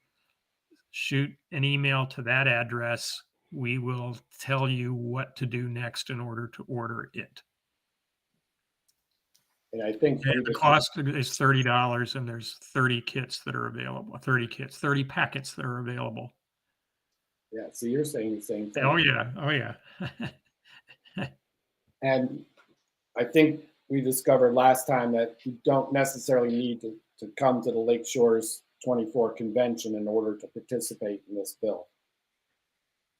Well, we're hoping people will come because a lot of it's going to be fun in the room, putting all the detail and stuff on. They can possibly pick up some new tricks of how to do it. So I'm hoping to spend a lot of time at the table helping people. Great. And at this point, we had not planned on doing any PowerPoints or videos for those detailing steps, but based on some questions we've got here, we've got to go back and rethink that. So I would say whoever had asked that question, that's a definite maybe at this point. I would think not. Think not. I hate to be the one to say that, but I think they would get much more out of it sitting at a table, learning how to make their tie rods and learning how to use different tools, learning how to cut stuff and fit in it, because the underframe is not that difficult to do. And you know, some of the other things we're going to be doing. I mean, that's my own feeling. And I just want to mention that at Lake Shores 24, the final detailing is going to be presented in two ways. On the first day of the convention, and I don't remember what time it is, but Jim's going to give a conventional clinic presentation on the detailing of the car. And then we're going to move over to the learning tables, which will be set up throughout the convention, where Jim or somebody else with experience is going to work with the modelers to do that detailing. So you don't have to come at any one set time to work on that detailing. If there's a clinic you want to see or a layout tour you want to go to it. And then when you have free time, come on back and someone will be there to work with you on the project. Yeah, I know we've talked about that as a team getting ready for this convention. We're really looking forward to really using NERx as a way to present lots of good information, but also get those in-person conventions to be more hands-on, more working one-on-one with people. And so this is a great project for people to take on, kind of utilize the best of both worlds, so to speak, right? Get the videos that we can save online, get the basic steps done, but then get the hands-on stuff in person, around small tables where you can get lots of individual help. So I think that's a great point and something I'm looking forward to for sure. Yeah. And sure. And you have a complete set of drawings with information and shows pictures of how to put different things on. And somehow we're going to get them out to people too. Well, they can be put in an envelope and mailed very easily. Well, we can also email them. And the steps 1 and 2, which were shown tonight, are already in a format that can be emailed. So as people get their kits, they'll also get an email with those instructions, which I think you already have a copy, Dave, I believe. Yeah. The other thing I just wanted to point out about those learning tables, which we talked about last night, is they're going to be located in what we're calling the interchange room, where there will be Fremo layout, a couple of switching layouts, some vendors, and the learning tables. So there'll be some action in that room, we think, and hopefully people can come by and observe and get interested, even if they haven't started the project ahead of time. Maybe they'll go back and decide they want to do it. So there was a couple of questions in the chat around, are these packets ready to go? And if so, if people are coming to opt around the clock, can they pick up the packet this weekend? The answer to that is no. We are still waiting for some parts coming in the mail. And the last stuff I ordered, they said it'd probably be 4 to 5 days before I get it. But I do have 7 packets all ready to go as soon as I get these parts in the mail. Okay. Great. And then what if you already have the materials on hand? Do you need to buy this materials packet, or can you supply your own? I'd say supply your own, wouldn't you, Jim? Say that again so I understand what you were asking, please. Yeah, I think someone's asking if they already have all the parts on hand, do they need to buy the materials packet? We even said in the instructions somewhere that if you have your own, you can just go We said that somewhere. Yeah. And so I think my only concern would be there's a lot of parts, right? And so it's a matter of making sure you have the right stuff. And if you do, then great. Otherwise, I don't know, spend the $30 and get a lot of stuff for that $30 fee, right? Yeah. I would imagine that someone who has the materials already has some experience, and if it isn't exactly the same, they would be able to improvise, come up with something. But that would Sure, be and they might not even be interested in building this particular car if they have that kind of experience and have that kind of stuff on hand. I mean, the whole idea of this is to get people that have never built anything to get involved to build it and have all kinds of people instead of a box and a set of paper in front of you to help you build it. That was the whole purpose of this. Now, but not limited to that. yeah. So you guys as a division have been running this program for a little while now, right? So do you want to talk a little bit about how this all started and the idea generated and what you did with that group of folks? Well, basically, I said I had a family room that was 520 square foot big. If anybody was interested in building a boxcar, come to my house and we'll do it. So that's how it started. And I had a lot of stuff already on hand because I have built probably 20 or 30 of these cars already. So people started coming and I started helping them. I've been doing this for almost 2 years when we started, and we do it usually every other Wednesday in the wintertime. In the summer, maybe a little more.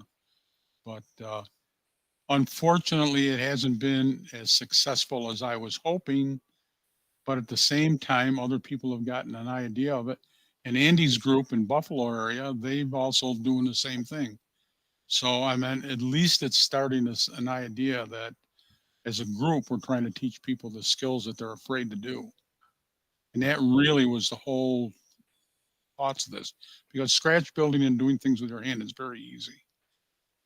Once you get unscared of the drawings and the papers, and I mean, if you've ever built an Ambroid kit, they're not the easiest kit in the world to follow with their instructions. Where if you're sitting at a table working at it, and somebody says, "No, no, don't do that. Do this, this, and this," all of a sudden it becomes much easier. Yeah, makes sense. Yeah. Jim has set up a couple of 8-foot tables in his family room for us to sit down and work. And he pretty much has been able to supply the tools that we have needed to do the projects. And I think based on what he's had there, some of us have gone out and bought our own tools and devices. For example, the 1, 2, 3 blocks, I never heard of them before until we were at Jim's, and I will tell you they're the greatest thing in the world to square things up, to hold things together. They're fantastic. So I went out and bought three sets. The other great thing about this too is we're not building cars anymore. Well, I shouldn't say that. We have a couple of people still building cars, but now we're building structures. So now this has turned into, I've been teaching people how to build structures, and that's been very successful too. Yeah, sounds great. And again, I'm really looking forward to getting my hands dirty at the convention as well. Any kind of last minute thoughts or ideas you have on this program before we well, we're looking forward to having people participate. We've heard from a couple emails already, got a couple emails already of people that are interested in getting packets. And I think this is going to be fun. Jim and I now have to start working on the PowerPoint for the next steps, huh, Jim? Yeah, you do. You do such a nice job. But, all right. And the other thing I think we chatted about off stage a little bit was, you know, if you're into another scale, so some of you N scalers out there, don't be afraid of the fact that this is, you know, way oversized. Working in other scales sometimes kind of helps just hone your skills in general. So Sure. you don't have to necessarily be an HO scale modeler to build an HO scale car. Well, I will share one thing with you. All of these people that I've been working with, a couple of them now have stare at scales because I don't do anything in fractions. My biggest problem was converting all these numbers to fractions because I'm used to working in decimals. So it's been a lot of fun teaching them how to read a scale that reads 50ths and hundreds. Yeah, and Jim is a machinist, so he's worked in fractions and decimals. And when I got it, I converted them all to scale feet as well. So so we've got both both. Well, that's because I was a tool maker all my life, practically. Yeah. But I have been building structures since about 1956, 57, and I still build them. Awesome. All right, well, folks, this is your chance to, at least my first chance to scratch build a car. So I'll see how it works out and make sure you bring all your completed cars to Lake I think Shores when you see the layout tonight, I guess you're going to show that. There's about 8 or 9 fine scale miniature kits on that, and a lot of structures made out of cardstock and stuff. So it'll be fun. Sounds great. That's good segue. So the next thing on our agenda is we've got a couple of tips for the night before that layout tour. First one by Andreas Werder from the Sunrise Trail Division is going to show us how you can design your own windows. And after that, the very own Dave Durr here is going to tell you about securing coupler pockets. Andres is a pretty long tip, so it's really almost a clinic in itself. A lot of interesting stuff there. So without further ado, Speed, I think let's roll the tips and tricks.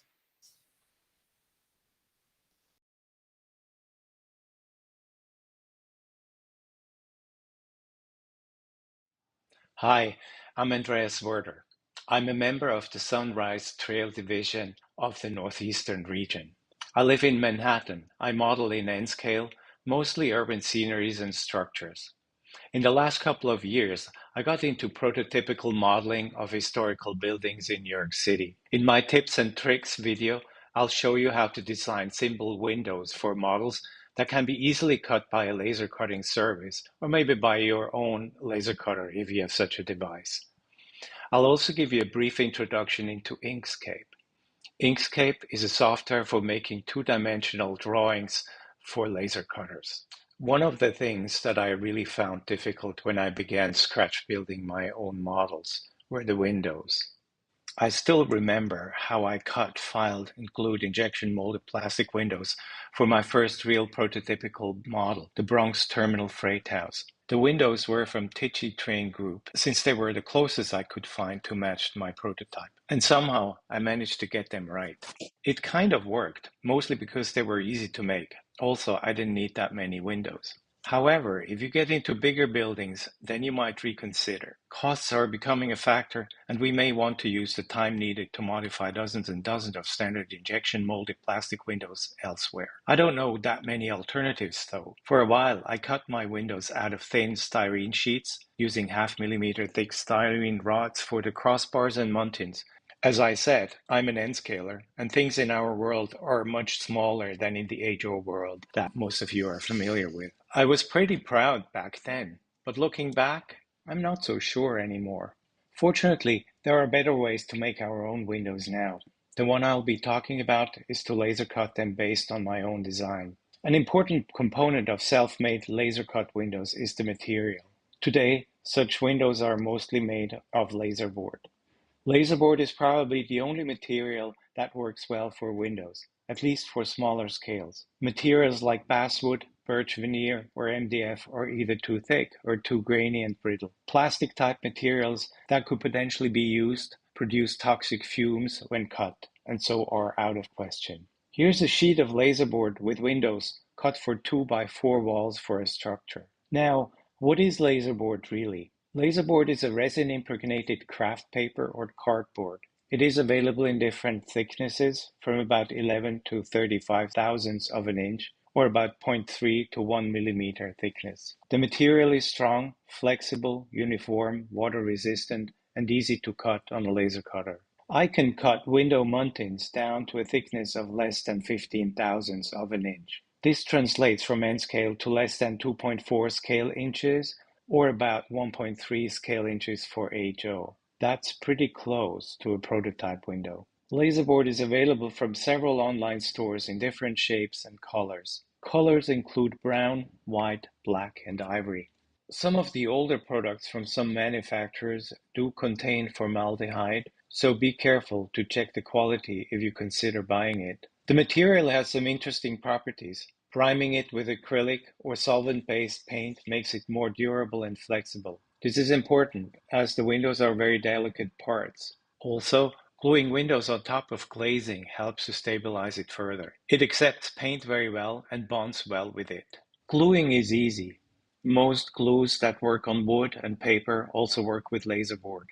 I mostly use a PVA-based product with a fine applicator that cures quickly. It can be easily combined with basswood, MDF, and acrylic or plexiglass sheets. Since it can be easily laser cut, including into very small shapes, it is an ideal material for models, especially also small-scale models. In most cases, it would be used in a compound with a layer of wood, MDF, acrylic, or styrene, which, by the way, cannot be laser cut. And last but not least, laser cutting and engraving services can cut laserboard too. Next, let's move to the design tool. What we need for a design that can be cut in a laser is a vector graphics software. The file format understood by most of the laser cutting engraving services is SVG. The most popular tool for vector graphics is Inkscape, a public domain software running under Windows, Linux, and Mac OS. If you've never used Inkscape before, you'll have to install it on your computer. Go to https://inkscape.org. Here you'll find a download tab. So click on that and then pick your OS and start the download. I would recommend you to use the latest version. Let's launch Inkscape now. I'm a Mac user, so bear with me if the application looks a little bit different from your Windows app if you're on a Windows system. But just to make it clear, Inkscape is as well supported on Windows as on the Mac OS or Linux, and the functionality is absolutely the same. The first thing I usually do is to set a document format in Document Properties. Go to Files, Document Properties, and then you can set the orientation to either portrait or landscape. You can also choose a different format if you want a bigger working area, and there's some really big ones here where you have a lot of space. So we're all set now, and we can have a look at some of the groups of icons here on the screen. Here to the left, we have a group of icons that we can use to create shapes. Here is, for instance, the rectangle shape. If I click that, and I can draw a rectangle. Same with the circle here. I can draw a circle. What you can see, I also pressed the control button to make sure that it's a perfect circle. Apart from rectangles and circles, we can also draw more complex shapes like polygons, and we have a pencil tool, and we can also draw texts. On top, we have some of the transformation tools like flipping and rotation. Then here we have the X and Y coordinates. X and Y denote the selected object's position relative to the origin, which is on the top left corner. Width and height denote the size of the objects. And here is an important drop-down. That's where you tell Inkscape what measurement system you want to work in. I've set it now to inches. I'm working in the imperial system. I could also use the metric system in working in millimeters, which I usually do because it's more appropriate for a small scale like N scale. On the right side of the work area, you have a big area that's reserved for dialogues. There are several dialogues for different aspects for manipulating objects and assigning them specific properties. The dialogue I've selected here is the one for fill and stroke. This is the one I use to assign colors to the shapes here. The fill color sets the color of the surface of the shape, whereas the stroke color sets the color of the path. Whereas the path is the line that defines the contour of the shape or the polygon. The dialog actually tells me that I only have set the fill color, the red here. I do not have set a color for the stroke. So let's set a color for the stroke too. I'm using 100% red. We now see the path. So far about fill and stroke. Next, let's look at the layers dialog. We use layers to separate different parts, aspects, or even materials of our design. The layers dialog controls all layer functions. Adding new layers, renaming, deleting, arranging them. For us, we'll keep things simple for now and we just use one layer for the windows. The next dialog that we should look at is align and distribute. The functions that align and distribute provide are essential for making sure that our shapes align or are evenly distributed when needed. So when I duplicate these two shapes and I select the rectangles, now I use even distribution horizontally. You see that it has rearranged the squares. I do the same for the circles. Now I have 4 pairs of a square and a circle evenly distributed. Next, I'll show you how to manipulate shapes. To cut our windows, we'll use Boolean operations on polygons. If you have been exposed to set theory earlier in your life, you will probably remember union, intersection, exclusion. That's what we will use. But instead of sets, we will use shapes or polygons. When we have 2 shapes and we create a union, I'm using the path union function here, we'll get the addition or the combination of both shapes. In the next example, we'll get the difference. I'm taking away the circle from the square. Again, I'm using the path function and I'm using the difference. Now, there are 2 ways to take a difference. Either I take the circle away from the square or I take the square away from the circle. The object that is on top of the second object is being subtracted from the second object. I now make sure that the square is on top of the circle. I'm using this function here, raise to top. Again, I'm taking the difference this time, and as you can see, this is now a different result. The last operation is the intersection. The intersection is defined as the overlapping part of 2 shapes. I'm again using the path function, intersection, and what is remaining here is the quarter section of the circle. So far about the Boolean operations. With this, we should know enough about how to design windows for our models. In most cases, windows are rectangular, and their detailed structure is mostly a combination of rectangles that we can model using union, intersection, and difference. So let's do it. As the prototype, I'm choosing the window of my office in our pre-war Manhattan apartment. The window is about 72 inches wide and 66.5 inches high. The window opening of 72 inches has actually 2 windows, and they are separated by an 8-inch wide mullion in the center. Each of the 2 windows has a lower and an upper sash, each one having 2 rows of 3 panes separated by 1-inch thick muntins. In HO, this turns into a window opening in the wall of about 13/16 by 3/4 of an inch.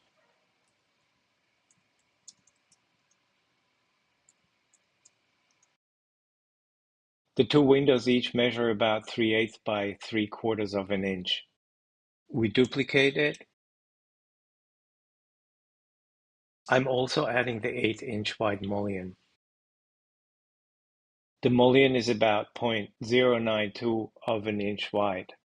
Now the next step is to separate the upper from the lower sash.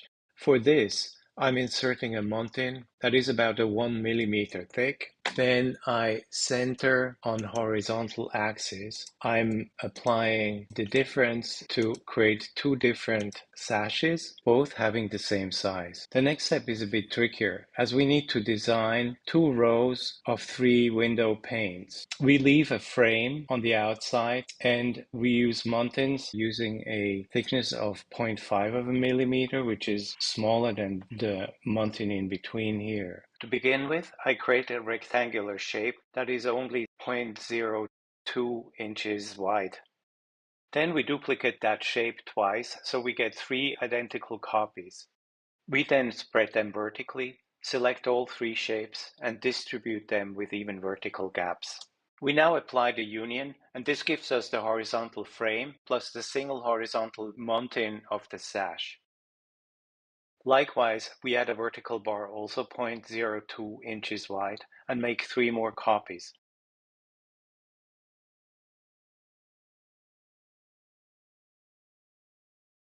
We then distribute them horizontally with even gaps. Again, we apply a union to all the vertical bars so that we get the frame and the vertical mountings in one object. Finally, we merge the horizontal and the vertical frame and crossbars. This now gives us the final shape of the frame of a single sash with 6 panes. We're not done yet, as we also need the lower sash. We just duplicate the upper sash and move the copy in the right place. To preserve the vertical symmetry, I'll flip the frame along the horizontal axis. Also, I made sure to enable snapping so that I don't even have to center the second sash. As we really want the glass panes instead of the frames, we take the inverse by subtracting the frames from the window openings. We also need to take care of the left window. Again, we duplicate the inverted window frame and center it on the left window opening. To make one object, we create a union of both inverted window frames. Then we discard the left window opening. The final step is to subtract the inverted window frames from the sheet that we'd glued to the back of the structure wall. I'll create a second window to make it a bit more interesting. Again, I'll merge the two objects, then I subtract them from the background represented the laser board.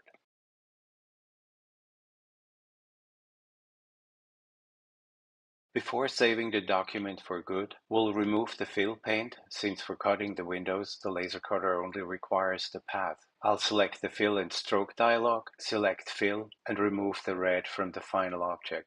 We're now ready for the laser cutter.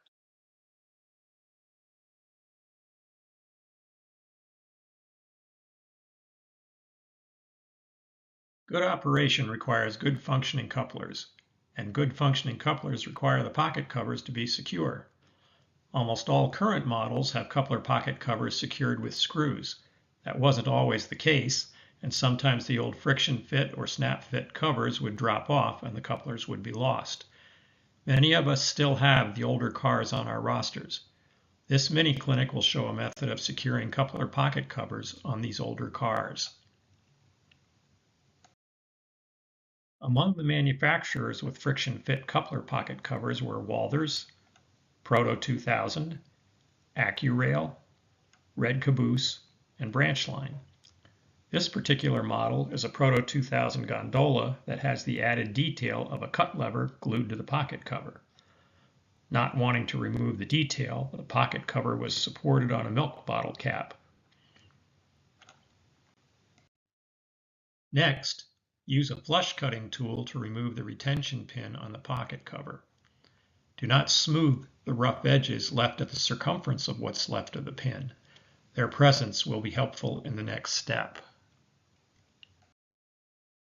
Using a push pin or modeler's awl, mark the center point of the retention pin. That center point should be easily eyeballed. Next, drill a 0.016 inch pilot hole through the center point and incrementally work your way up to the clearance hole for the screw that will be used to secure the coupler pocket cover. 1x72 screws seem to work most often, but not always. In some cases, 0x80 screws were appropriate. The clearance drills were number 48 for 1x72 and number 52 for 0x80. Now, the rough edges from the cutting and drilling can be filed smooth. Lastly, the coupler pocket cover can be secured. Proto 2000 gondola pocket needs no further preparation. The pin receptacle is the tap size for a 1x72 screw. So place the coupler pocket cover in position and use the screw itself to tap the hole. The shortest 1x72 screw I could find was 1/8 inch, a touch too long. With the addition of one washer, the pocket cover was perfectly secured.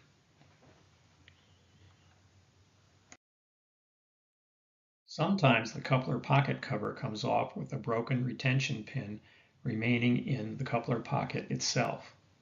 I've had this happen when attempting to pop the cover for coupler maintenance. Little did I know the coupler pocket cover had been glued into position. With a couple additional steps, we can be back in business. Find the center of the retention pin in the pocket cover and drill the .016 inch pilot hole. Then place the pocket cover in position over the pocket and continue that pilot hole into the pin segment left in the pocket. Next, incrementally work up to the tap drill in the pocket for the selected screw size and up to the clearance size in the pocket cover.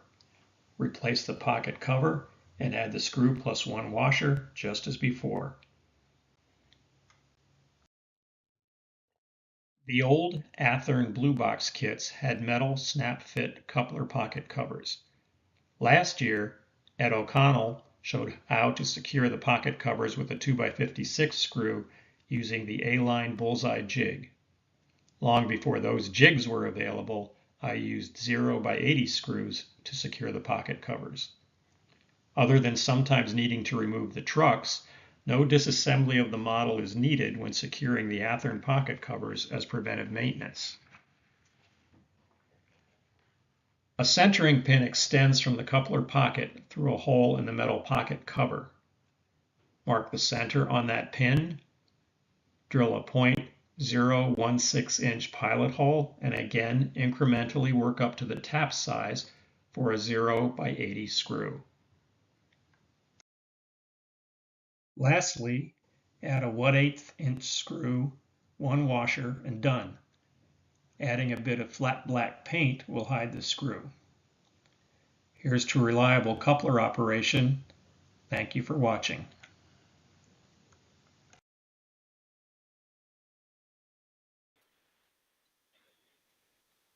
Welcome back, everyone, and thanks for hanging in. Next up, we have the final layout tour for this evening. Jim DeMarco's New York Central, Buffalo and Rochester is a Western New York themed railroad set in 1945 to 1955 timeframe. Originally built as a roll-around layout for his sons in the 70s, this layout has been raised to adult height and expanded multiple times into a 40 by 25 basement-sized empire. The HO scale layout is filled with highly detailed craftsman kits and scratch-built structures. With 90% of the scenery in place, Jim's layout will be one of the layouts to see during Lakeshores 24, the Northeastern Region Convention this fall. Jim will have his layout open for tours and operating sessions, where car forwarding is by switch list and communication is face-to-face. We're fortunate to have Jim still with us, so Jim, do you have anything to add? Well, the only thing I have to say is that it's been a long, long time. We built the house in the 70s. It was designed for the railroad, and 98% of everything that's in the railroad room is of my own creation. And with that, let's see if we can see this video and see what everybody thinks. Welcome to the Rochester Buffalo Railroad of the New York Central. My name is Jim DeMarco, and I'm a master model railroader, and my number is 678. And I started this layout approximately in 1992 when I retired from Eastman Kodak. The railroad is in a basement that is 26 foot wide by 40 foot long, and it is pretty much 90% completed with the track, probably 90% completed with the scenery. All right, we're going to pick up a few cars here, and we're going to take these cars over to the Rochester yard to interchange with some other cars.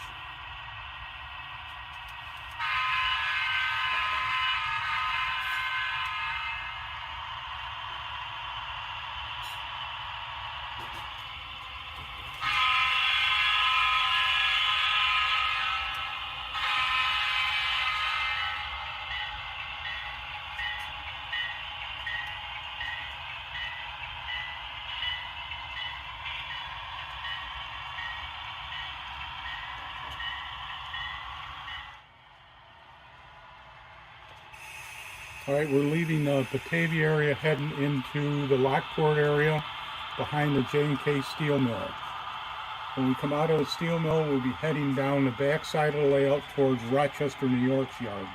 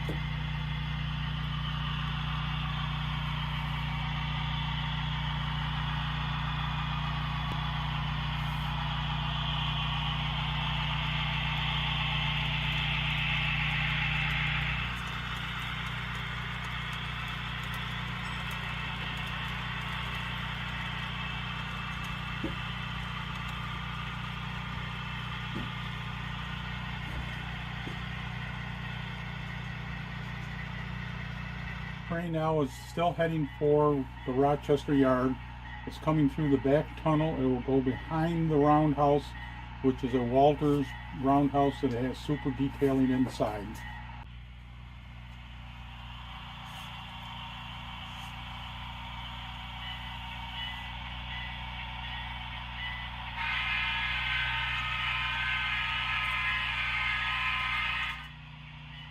As the train is entering the yard, we're going to go by a farmer's co-op, which is a scratch build kit. It's going to come down here and we're going to stop and leave the train here. And while we're in this part of the yard, we'll take a look at the two fine scale miniature kits. And I'll take the roof off of one so you can look inside to see the super detailing. You can see this is an old style roundhouse with a box cab track cleaner in it. It's a roundhouse model. The detailing inside is all of the castings that came with the kit, all hand painted. I did add electric to it. There is an extension on the back of it for a longer engine, and you can see the man is finishing off and cleaning the roof off. We're leaving the yard of the western part of the Buffalo yard with a Y6B mallet.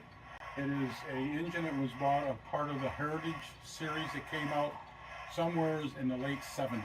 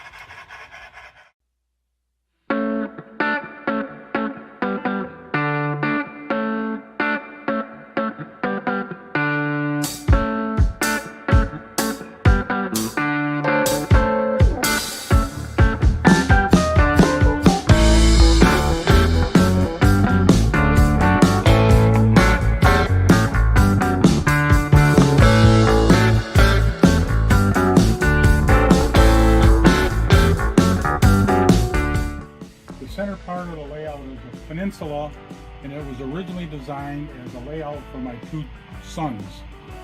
They sort of lost interest in it when they were about 14 and girls started coming in the picture and then driving in cars. So in 1992 I jacked it up off the floor. I widened it a little bit so engines like Big Boys and Y6Bs and articulated could run on it, so there's some sides that are built on it. We're going to be watching two Elko engines pulling a coal train. We're going to take some scanning of it so you can see how it goes up and down the loops. So here we go.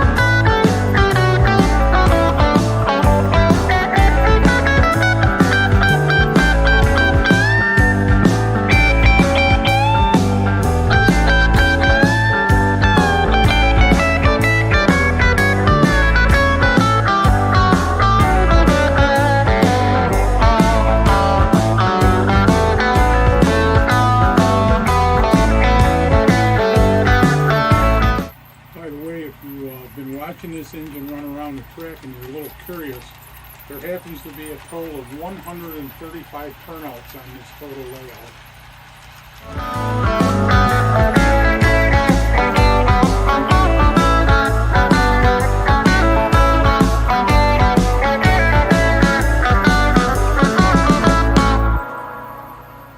The request here was to show you some of the stuff on the shelves and pick something out that's my favorites, I guess. But on the shelves, a lot of the stuff that's on the shelves are cars that have been built, scratch built, bought, given to me from a person that passed away. But first here is the New York Central, and some of the things that are unique is that, for instance, here is a caboose.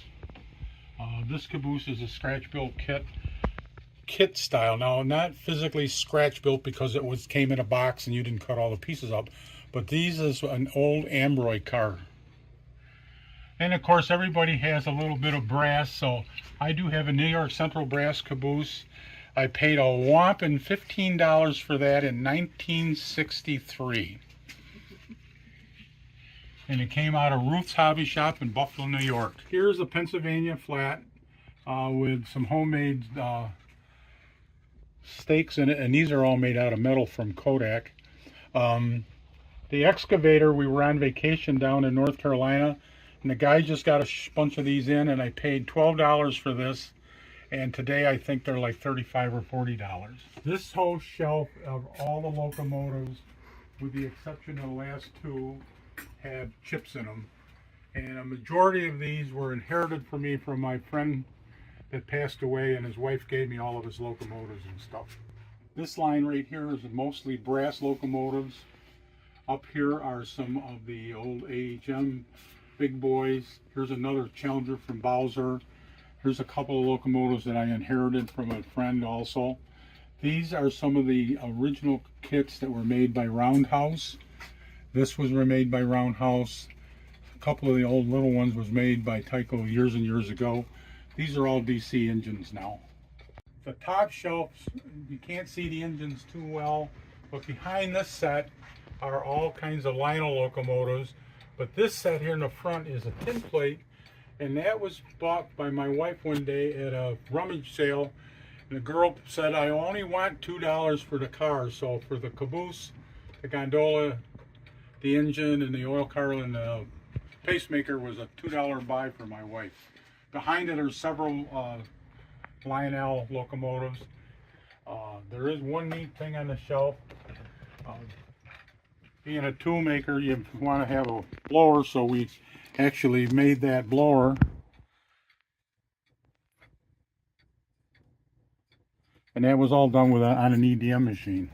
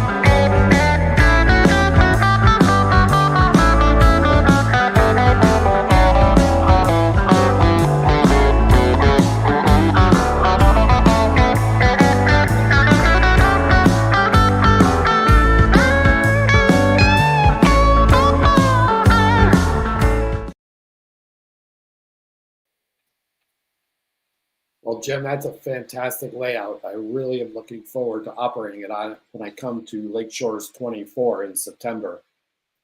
So, I noticed a couple clipboards around your switch list. So, how do you generate your switch lists? I used the program called Ship It for quite a while, and then I've started using JMRI. So it's all off the printer, computer, works pretty well. I'll probably switch all over to JMRI. That's JMRI Operations Pro. That is correct. Yeah, cool. And do you run operating sessions on this layout? Yes, we do. And how many operators do you have in any given session? I've had as many as 6 at one session. I find that most people like to operate and be their own conductor. So it's not very common that you have a conductor and an engineer at the same time. So, and of course, the layout was built way back when you didn't think about operations. So some of the aisles are narrow, but it works pretty well. Great. And I noticed you had a lot of steam on the shelf. Do you run both steam and diesel when you operate? Yes, I do. And what percentage of your motive power then is steam? When we operate, usually maybe only one steam locomotive, or sometimes we'll have 2 going if I have them on what we call the mainline loop, where it just runs around the cellar and people watch it and follow it. And that way it gives them a chance to learn the layout a little bit. But most people prefer to run diesel that have been here. And I have sound in both diesel and sound in steam. Great. So your turnouts, are they hand built or are they commercial? The on the main layout, most are all commercial. Pico, Atlas are the most common. It's all code 100. The session that my test track is all hand laid with